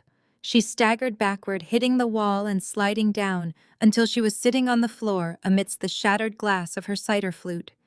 She wrapped her arms around herself, rocking slightly, her carefully constructed aristocratic world completely obliterated. But that is still not the end of the story, I said, taking one final step closer to ensure they heard every single syllable. Because Marcus is just as incompetent at managing real estate loans as he is at managing his marriage. The interest rate on that secondary mortgage was incredibly toxic. The balloon payment came due 30 days ago. Marcus missed it. He defaulted entirely. I watched the last spark of hope extinguish in Marcus's eyes. When a toxic asset goes into default, the holding company moves to liquidate. I stated, my voice ringing out with absolute, undeniable authority. They packaged the debt and sold it on the secondary market for immediate collection. The firm that bought your distressed mortgage is a direct subsidiary of Apex Real Estate Holdings, my holding company. I let the silence stretch out, allowing the sheer magnitude of their ruin to settle deep into their bones. I own the paper on your historic family manor, I said, my eyes locking onto Brenda's weeping form. I personally reviewed the default notices. I hold the deed. And at exactly 5 o'clock this afternoon, local law enforcement and federal marshals are arriving at the Savannah property. They are executing an immediate foreclosure. They will forcibly remove any remaining occupants. They will seize all assets inside to cover the outstanding debt, and they will put heavy iron chains on the gates. Marcus let out a guttural, animalistic sob. He dropped to his knees right there in the hospital corridor, burying his face in his hands. Your historic sanctuary will be auctioned off next month to the highest bidder to recover the money your son stole, I finalized. You wanted a legacy, Brenda. This is your legacy. Debt, fraud, and total ruin. I did not wait for their response. I turned on my heel and walked back to the elevator, leaving them to drown in the wreckage of their own making. Agent Vance jerked Marcus backward, the heavy steel handcuffs biting ruthlessly into my ex-husband's wrists. The sharp mechanical sound of the ratchets tightening was the perfect punctuation to my statement. But Vance was not finished. He stepped into Marcus's line of sight, his expression carved from stone. "And speaking of bills, Mr. Wright," Agent Vance said, his voice a low, dangerous rumble that commanded the entire corridor. "We have one more federal charge to add to your exceptionally long list today: aggravated identity theft and medical fraud." Marcus blinked, the sheer terror in his eyes giving way to a frantic, stuttering confusion. "What are you talking about? I have premium insurance. I am a corporate vice president." Dr. Aris stepped forward, his polished bedside manner entirely replaced by rigid administrative fury. He did not look like a man delivering joyful news to a new father. He looked like an executive who had just uncovered a massive liability. In his hand, he held a thick, red-tabbed hospital billing file. "You do not have premium insurance, Mr. Wright," Dr. Aris stated coldly. "Your corporate policy was terminated for non-payment over 4 months ago when your software division filed for restructuring. This VIP maternity suite, the private neonatal care, the dedicated nursing staff, and the premium catering amount to a current balance of $150,000. Dr. Aris opened the file, tapping a perfectly manicured finger against the top printed sheet. "You did not pay a single cent of this out of pocket." Dr. Aris continued. "When you admitted your new wife to this hospital yesterday, you bypassed our standard intake desk. You utilized the automated VIP portal, and you fraudulently inputted Kiara's personal social security number. You billed your mistress's entire delivery and luxury stay directly to Kiara's Apex Holdings Platinum Corporate Healthcare account." Brenda let out a sharp, horrified gasp from the floor, her hands flying up to cover her face. She looked at Marcus as if he were a complete stranger. The golden boy, the heir to the Wright legacy, had stooped so low as to steal his ex-wife's medical identity just to afford the room they were currently sitting in. "Did you honestly believe you could get away with it?" I asked, my voice cutting through the heavy silence like a razor. "Did you think an automated corporate billing system would not immediately flag the CEO's personal identification number being used to admit a woman I am not legally married to? I was notified by my chief financial officer before Tasha even went into labor." Marcus thrashed wildly against the grip of the two federal agents. His face turned a deep, mottled purple, the veins in his neck bulging as his carefully constructed illusion of wealth and superiority completely evaporated. He was nothing but a common thief caught red-handed in front of the mother who worshipped him and the new wife who thought he was a millionaire. Tasha, Marcus roared, twisting his body to look at the woman trembling in the wheelchair. "Call your father. Call your family's estate lawyers in New York right now. Wire the bail money from your trust fund. Do it. Tell them I need a federal defense team immediately." The command hung in the air. Tasha did not move. She shrank back into the padded leather of her wheelchair, clutching the crying infant to her chest.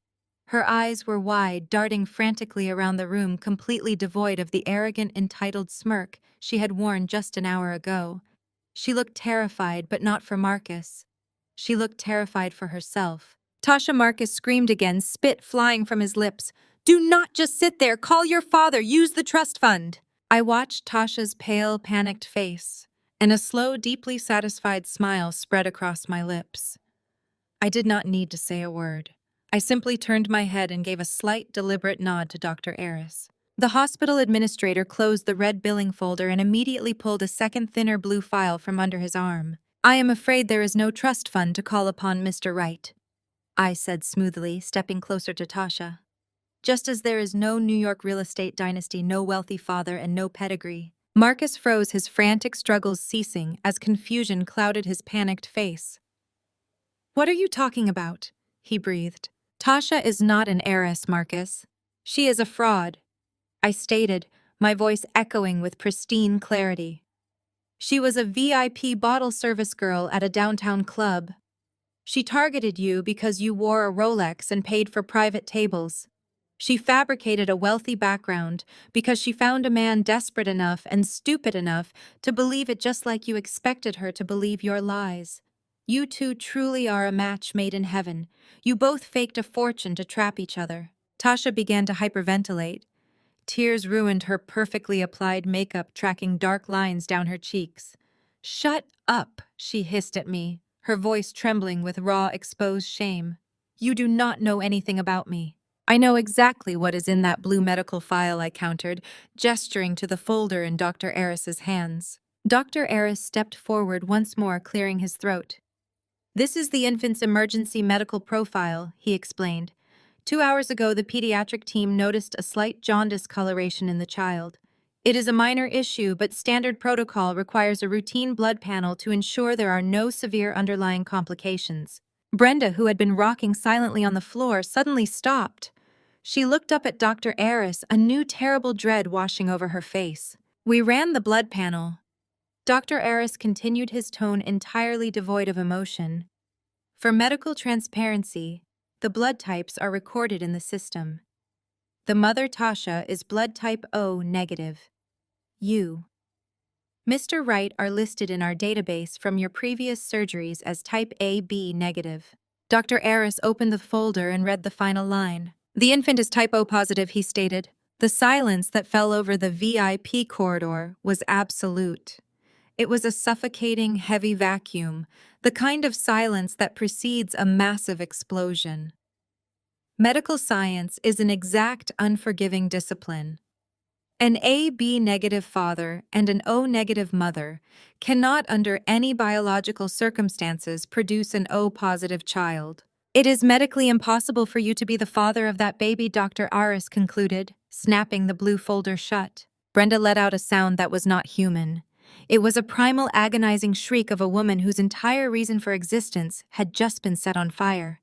The right bloodline, the precious heir, the baby boy she had just legally transferred the deed of her foreclosed Savannah estate to. It was all a lie. The child belonged to another man. Marcus stared at Tasha. The color drained from his face, leaving him looking like a corpse. His mouth opened, but no words came out. He looked at the baby bundled in Tasha's arms, then back at her face. "You lied to me," Marcus whispered, his voice cracking, entirely broken. "You told me he was mine. You made me buy you a ring. You made me mortgage the house. You told me you were rich." "I only did it because you told me you had millions," Tasha screamed back, her own facade completely destroyed.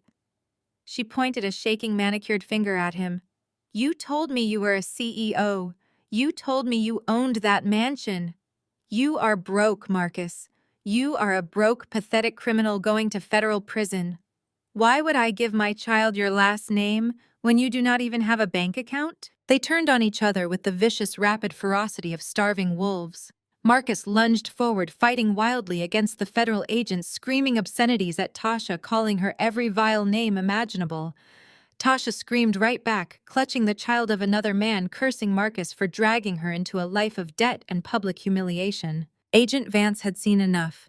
He signaled his men, and they forcefully dragged Marcus backward. "You have the right to remain silent, Mr. Wright," Agent Vance ordered over the deafening chaos easily overpowering the struggling man. "I highly suggest you start utilizing it." I stood perfectly still, watching the federal agents drag my ex-husband down the pristine marble corridor. His expensive shoes scuffed against the floor. His shouts grew fainter as they hauled him toward the service elevator. He was leaving with nothing. No wife, no child, no money, no legacy, and no freedom. Brenda was weeping hysterically on the floor, her hands buried in her hair, chanting the words, "My legacy," over and over again into the empty air. Tasha was sobbing in her wheelchair, stranded in a hospital with a newborn facing a massive, fraudulent medical bill she could never hope to pay. I turned to Dr. Eris. My expression was perfectly composed, my posture immaculate. "Dr. Eris," I said, my voice cutting cleanly through the sound of the weeping women. "Please initiate the immediate transfer of the patient out of the VIP wing. Move her to the standard public ward. Furthermore, instruct the billing department to process the $150,000 balance directly to Tasha and Marcus Wright." If they cannot pay by the time she is discharged, you are authorized to send the debt to our most aggressive collection agency. I looked down at Brenda one final time. She was completely broken. A pathetic shadow of the arrogant woman who had tried to belittle me just an hour ago. And please call security to escort this woman off the premises, I added smoothly. She has no authorized family members remaining in this facility. I turned away from the wreckage. My heels clicked with a steady, commanding rhythm as I walked toward the main elevator. I did not look back. I had reclaimed my name, I had secured my assets, and I had watched the absolute destruction of the people who tried to break me. The air in the hospital suddenly felt remarkably clean. The air in the hospital suddenly felt remarkably clean. But before the polished steel doors of the elevator could part to carry me away, a sharp, frantic alarm pierced the corridor. It was not a security alarm. It was a piercing, rapid sequence of beeps emanating from the digital tablet clutched in Dr. Eris's hand. At the exact same moment, the monitoring equipment inside Tasha's VIP suite began to blare. Dr. Eris's professional composure instantly hardened into urgent medical focus. He swiped across his screen, his eyes scanning the incoming lab results. The baby's bilirubin levels are spiking exponentially, he announced, his voice tight. It is a severe case of hemolytic disease of the newborn, caused by the extreme blood type incompatibility we just discovered. The infant's red blood cells are being destroyed. We need to initiate an emergency blood transfusion immediately. Marcus stopped fighting the federal agents. His face, previously twisted in rage, instantly transformed into a mask of pure primal panic. "Take my blood," Marcus screamed, jerking his shoulders in a desperate attempt to free himself from Agent Vance's iron grip. "I do not care what your fake lab reports say. He is my son. Take my blood right now. I am a match. Kiara paid you to fake those blood types, I know she did. Just do the transfusion." Agent Vance did not loosen his hold, but he looked toward Dr. Eris, awaiting the medical protocol. Dr. Eris did not move. He stood perfectly still, his eyes locked on the glowing screen of his tablet. The chaotic energy in the hallway seemed to hit a sudden invisible wall. For a few agonizing seconds, there was absolute dead silence, broken only by the frantic beeping of the baby's monitor in the background. I watched Dr. Eris slowly raise his head.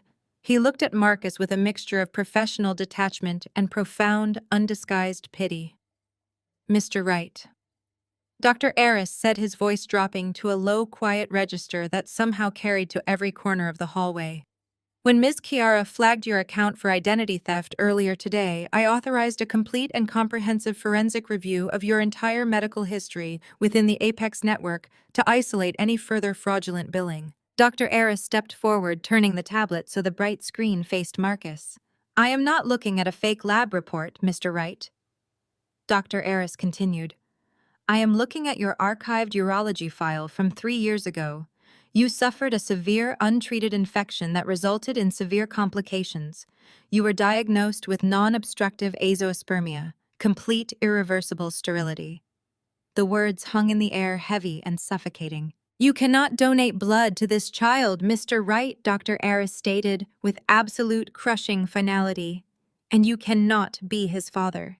You have been 100% biologically sterile since 2023. I felt the breath leave my lungs. My hands, which had been perfectly steady throughout the entire confrontation, suddenly turned ice cold. The world around me seemed to blur for a fraction of a second as my mind raced backward in time. 3 years ago. 3 years ago, Marcus and I were sitting in sterile, brightly lit fertility clinics. 3 years ago, I was injecting myself with hormones, enduring agonizing procedures, and crying myself to sleep every time a test came back negative.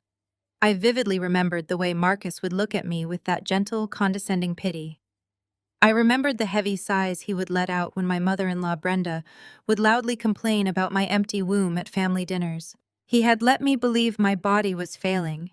He had watched me endure physical and psychological torture, carrying the crushing guilt of our childless marriage, all while knowing with absolute medical certainty that he was the one firing blanks.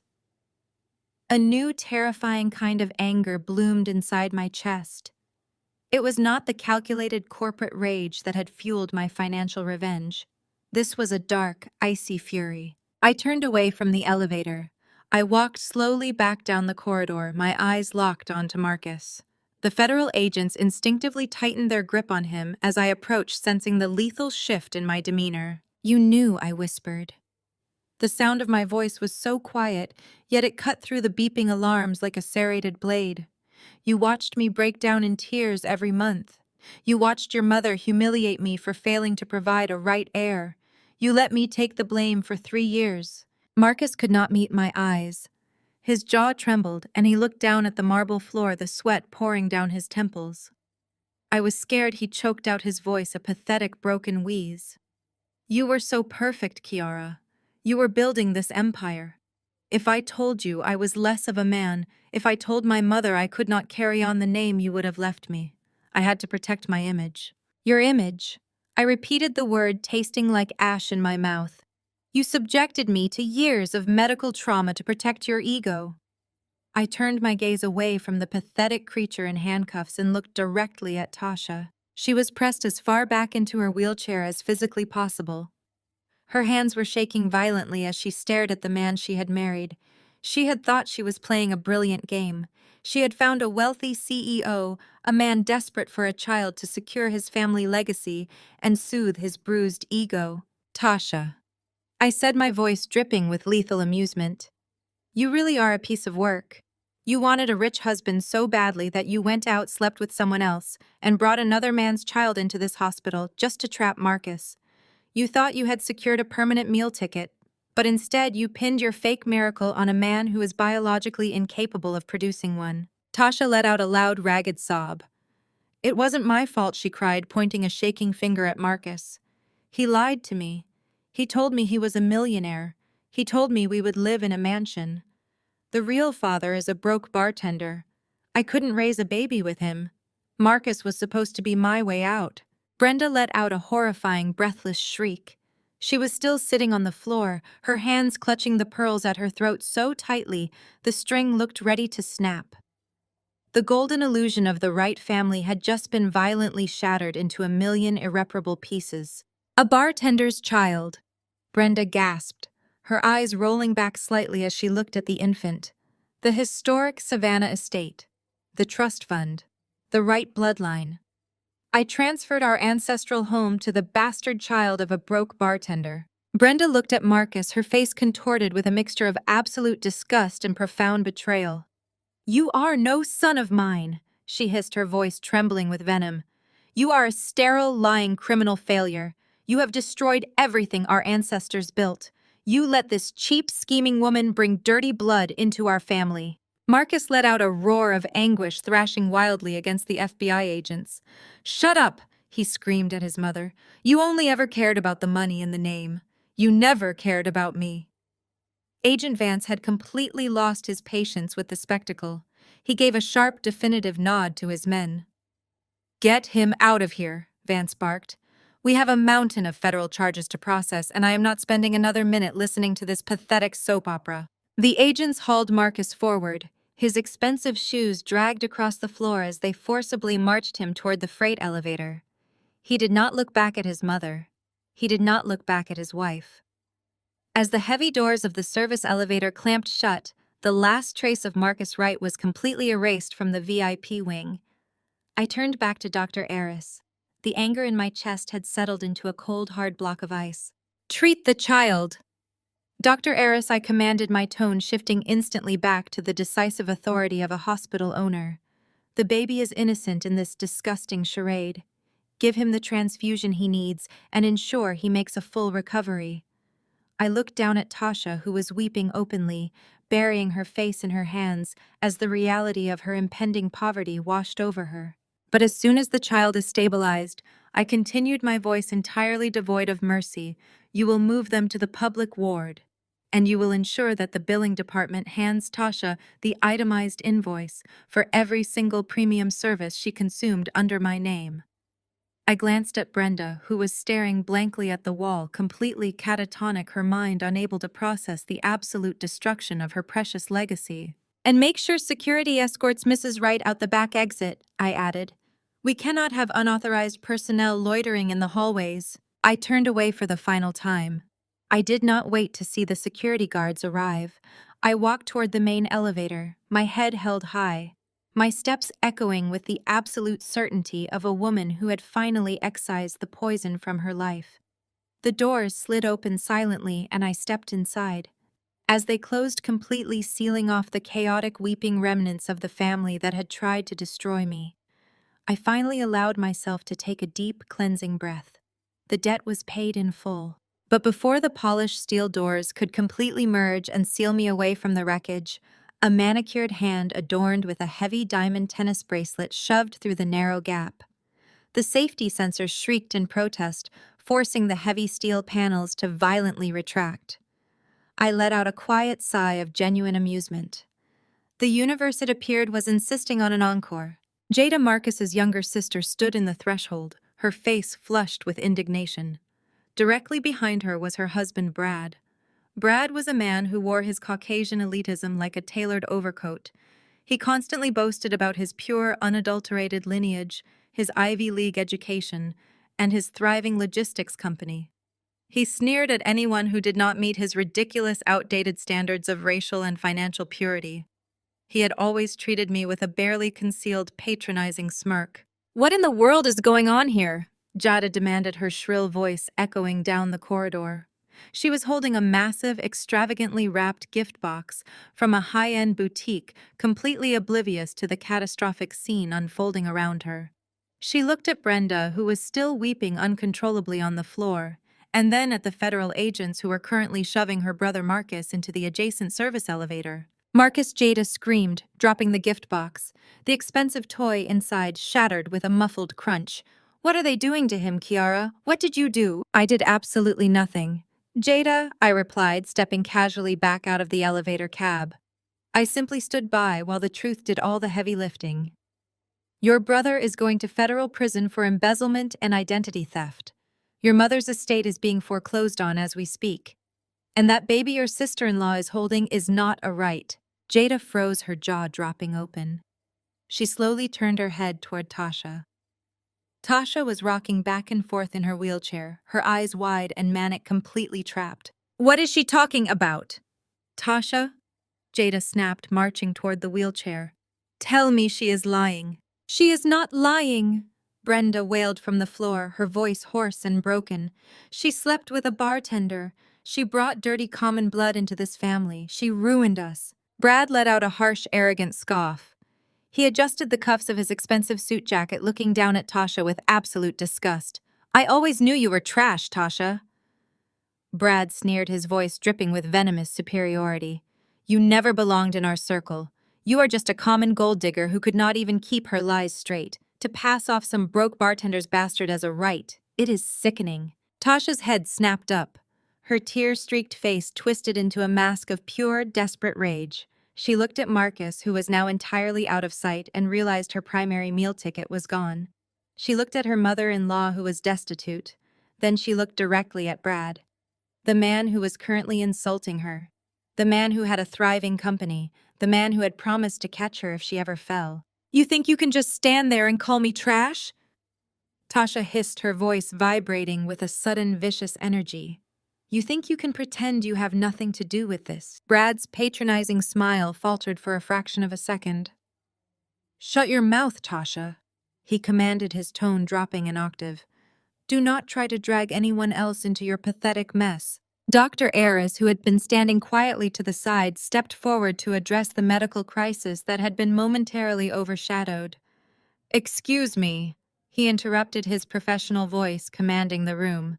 "We still have a critical medical emergency. The infant's bilirubin levels are reaching a lethal threshold. We need to locate a compatible blood donor immediately. Because of the specific nature of this hemolytic disease, standard O-positive blood will not suffice. The infant possesses an extremely rare antigen combination." Dr. Aris looked down at the blue medical file in his hands, adjusting his glasses. "The child has the Kell-Null phenotype, a highly unusual and specific genetic marker. Finding a match in the general blood bank will take hours we do not have. We need the biological father."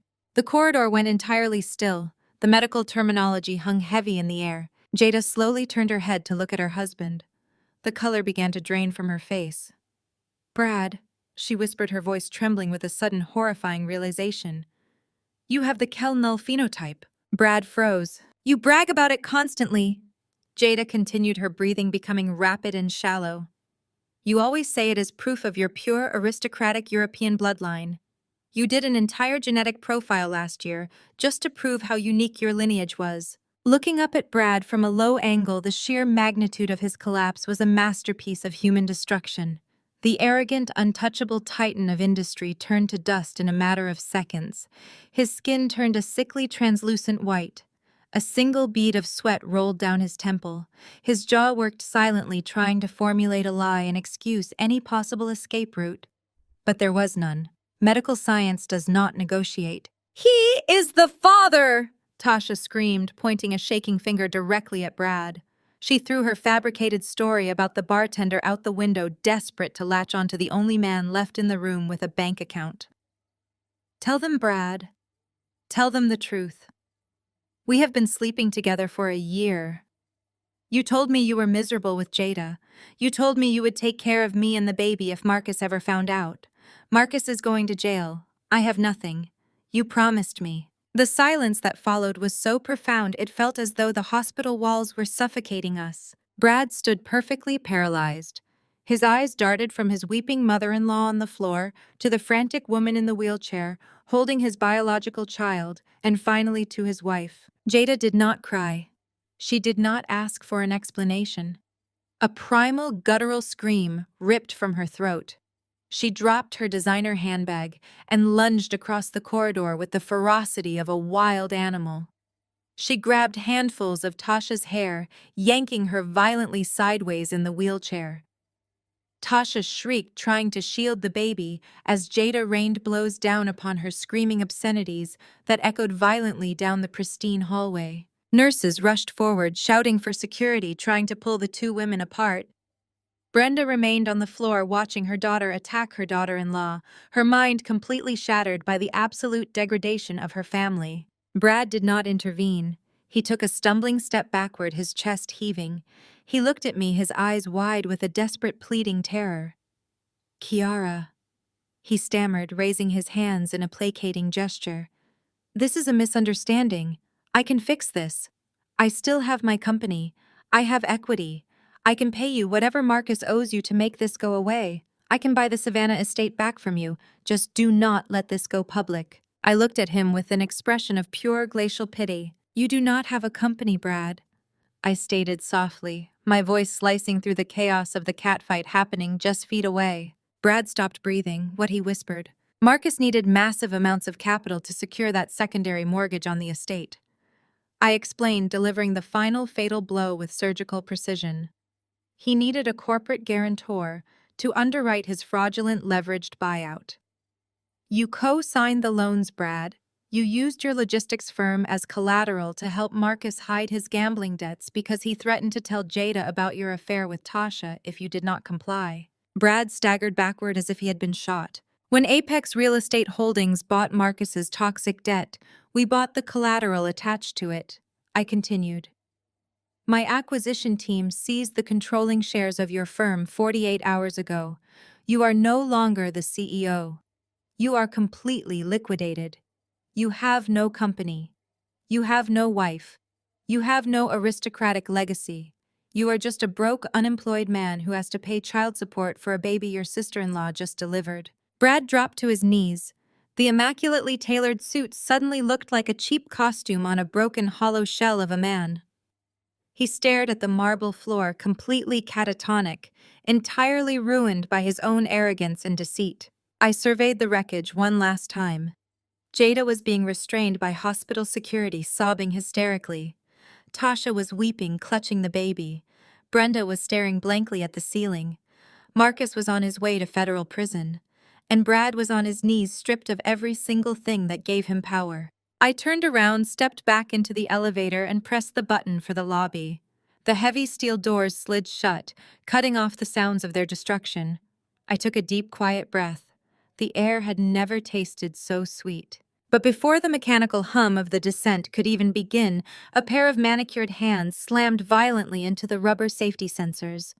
The heavy steel doors shrieked and immediately retracted, revealing the absolute wreckage of a woman who had finally run out of lies. Brenda collapsed at the threshold of the elevator.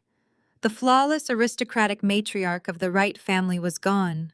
Her designer pearls were twisted, her expensive silk blouse was stained with sweat and tears, and her face was a catastrophic canvas of running mascara and profound, hollow despair.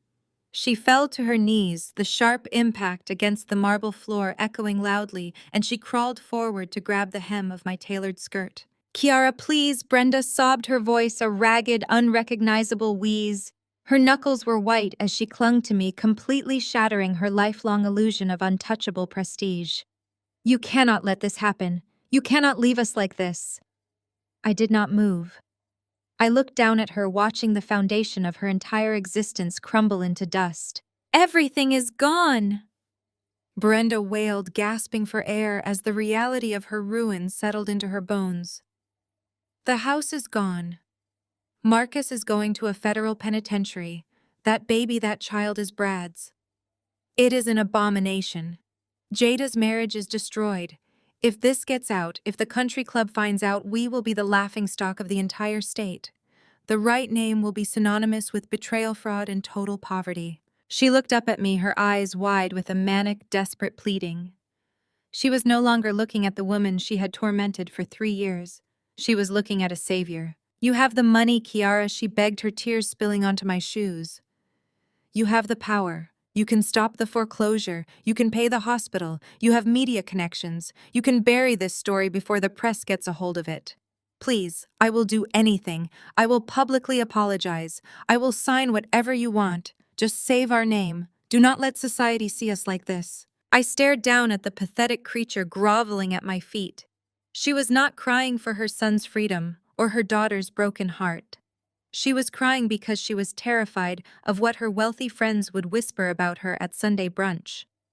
I slowly reached down and peeled her trembling fingers off my skirt one by one with absolute clinical precision. "You spent years reminding me that I was a sterile, bitter outsider who did not belong in your elite circle," I said, my voice barely above a whisper, yet carrying the weight of a judge's final gavel. "You wrapped yourself in the illusion of superiority while your family rotted from the inside out. Now the rot has finally breached the surface." I took a deliberate step backward into the center of the elevator cab. "I am not your savior, Brenda." I finalized, my eyes locking onto hers as the life drained entirely from her face. "I am the mirror reflecting the exact ugliness you created. Enjoy your new legacy." I reached out and pressed the lobby button once more. Brenda slumped against the doorframe, letting out a hollow, agonizing moan as she finally realized no amount of begging would rewrite her fate. She pulled her hands back. The steel doors slid smoothly together, sealing with a definitive, satisfying click, leaving her alone in the hallway to drown in the absolute ruin of the Wright family name. But just before the elevator could begin its descent, a heavy hand caught the rubber sensor. The metal panels retracted with a mechanical hiss. Agent Vance stood in the threshold holding a thick clipboard. Behind him, Brenda was still crumpled on the marble floor, her tear-streaked face looking up at me in one final pathetic plea for mercy. "Ms. Kiara Vance," said, his voice professional and brisk, completely ignoring the aristocratic woman weeping at his boots. "I need your official signature on the asset seizure and medical fraud confirmation protocols before we transport him to the federal holding facility." I took the polished silver pen from his outstretched hand. Seeing the federal documents, Brenda dragged herself forward one last time. She looked up at me from the floor, her voice a desperate, raspy whisper. "Kiara, please. You have a heart. You loved him once. You loved us. Have mercy." I looked down at her. The bright, sterile light from the large corridor window behind me cast a stark silhouette around my shoulders, framing me against the polished metal of the elevator cab. To Brenda, staring up from the cold floor, I must have looked like an executioner bathed in a cold, unforgiving halo. I did not feel a single ounce of pity. I felt nothing but the clean, sharp edge of absolute closure. "Your cruelty taught me how to protect myself." I said, my voice steady and completely devoid of warmth. I stared directly into her bloodshot eyes, ensuring she absorbed every single syllable. You spent 3 years trying to convince me I was worthless, breaking me down, so your son could feel like a king. But all you did was forge me into something you could never defeat. Brenda let out a choked, devastated sob. She reached out with a trembling hand, but she did not dare touch me again. Leaving me was not your son's greatest decision, Brenda, I finalized, holding her gaze as I poised the pen over the federal document. It was mine. With a swift, fluid motion, I signed my name on the dotted line. It was the signature that authorized the liquidation of their estate, the freezing of Marcus's remaining accounts, and the formal pressing of federal charges. I handed the clipboard back to Agent Vance. He gave a single respectful nod. Thank you, Ms. Kiara. We will take it from here. I stepped fully back into the elevator. Brenda began to scream, a visceral, ear-piercing sound of total, inescapable despair. She cursed my name, she cursed her son, and she cursed the entire world that had just collapsed on top of her. Her agonizing shrieks mixed with the distant sounds of Marcus fighting the agents and Jada violently attacking Tasha down the corridor. I did not flinch. I did not offer a single word in return. I simply pressed the lobby button for the final time. The steel doors slid shut permanently, cutting off the chaotic, desperate symphony of the Wright family's destruction. I turned to face the mirrored wall of the elevator, adjusting the lapel of my tailored suit. The woman looking back at me was not a victim. She was an empire, and her future was just beginning. The memory of those heavy steel doors sliding shut dissolved into the cool, amber reflection of my own eyes. I blinked, returning to the present moment, the distant, muffled sirens of the city far below, serving as a faint reminder of the chaos I had left behind in that hospital corridor 3 years ago. I raised the crystal glass to my lips, letting the rich, complex notes of a vintage Bordeaux wash away the lingering phantom taste of the Wright family's desperation. The sheer magnitude of my current reality stretched out around me. The living room of my Manhattan penthouse was a sanctuary of vaulted ceilings, immaculate modern art, and floor-to-ceiling windows that framed the sprawling, glittering skyline of the city that never sleeps. It was a fortress built entirely on my own merit, funded by the very company I had created from nothing after walking away from their toxicity. There were no fake smiles here, no condescending remarks over Sunday brunch, no arrogant in-laws calculating my worth based on my bloodline or my bank account. There was only peace, absolute and unshakable. In the background, the soft murmur of the evening news drifted from the massive flat screen mounted on the marble accent wall. I turned my head just as the anchor's expression shifted to that practiced, solemn look reserved for high-profile elite scandals. In financial news tonight, the anchor stated, her voice crisp and authoritative. Former logistics CEO Bradley Hughes and real estate heir Marcus Wright have been formally indicted on 32 counts of federal wire fraud, embezzlement, and corporate espionage. The charges stem from a massive multi-million-dollar scheme that led to the liquidation of the historic Wright estate last year. The screen flashed to a file photo of Marcus looking arrogant and untouchable in a tailored tuxedo, juxtaposed with a chaotic video clip of him being escorted into a federal courthouse wearing a bright orange jumpsuit, his hands cuffed securely behind his back. The anchor continued detailing how the sudden seizure of their collateral had left the family entirely destitute. The broadcast highlighted the highly publicized, scandalous divorce between Marcus and his wife Tasha, which was followed immediately by Jada Hughes filing for sole custody of her children amidst her husband's shocking paternity scandal. It was a complete, systematic unraveling. The Wright name, once whispered with reverence in the elite country clubs and boardrooms of Savannah, was now a national cautionary tale of greed, deceit, and absolute ruin. Brenda's worst nightmare had come true. She was no longer a society matriarch. She was a punchline. I picked up the remote control and muted the television. The silence that filled my penthouse was not empty. It was heavy with the weight of ultimate vindication. I walked slowly toward the glass, looking out over the city lights, feeling the cool, solid surface of the window against my fingertips. People often ask how to deal with toxic family members. They want to know the secret to winning arguments with people who are committed to misunderstanding them. They want the perfect comeback, the ultimate insult, the exact combination of words that will finally make a narcissist see the error of their ways and apologize for the pain they caused. But that is the greatest trap of all. When you are dealing with people who build their entire existence on a foundation of lies, insecurity, and manufactured superiority, engaging with them is a losing battle. You cannot reason with a disease. You cannot negotiate with poison. If you get down in the mud to wrestle with them, you only end up dirty, and they enjoy it because mud is their natural habitat. The truth is far simpler and far more brutal. You do not lower yourself to their level. You do not scream, you do not throw tantrums, and you do not beg for their basic respect. You turn your back and you walk away. You take every ounce of pain, every condescending remark, every moment they made you feel small, and you use it as fuel. You channel that fiery, agonizing injustice into absolute relentless focus. You build your own life. You build your own wealth. You build an empire so massive, so incredibly unshakable, that their petty little kingdoms look like sandcastles in comparison. Brenda thought her designer clothes and country club memberships made her a deity. Brad believed his bank account and his European lineage made him untouchable. Marcus thought his charm could mask his utter incompetence. And Tasha believed a stolen child could secure her financial future. They spent their entire lives constructing a towering fortress of deception, completely unaware that I held the match. I did not have to destroy them. The truth did all the heavy lifting.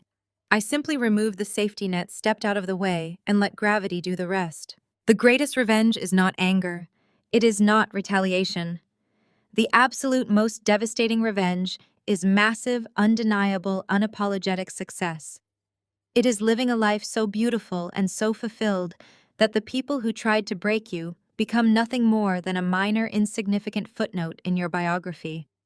They are permanently trapped in the wreckage of their own making, suffocating under the weight of their lies, while you are soaring above the clouds. I took one last sip of the Bordeaux, savoring the taste.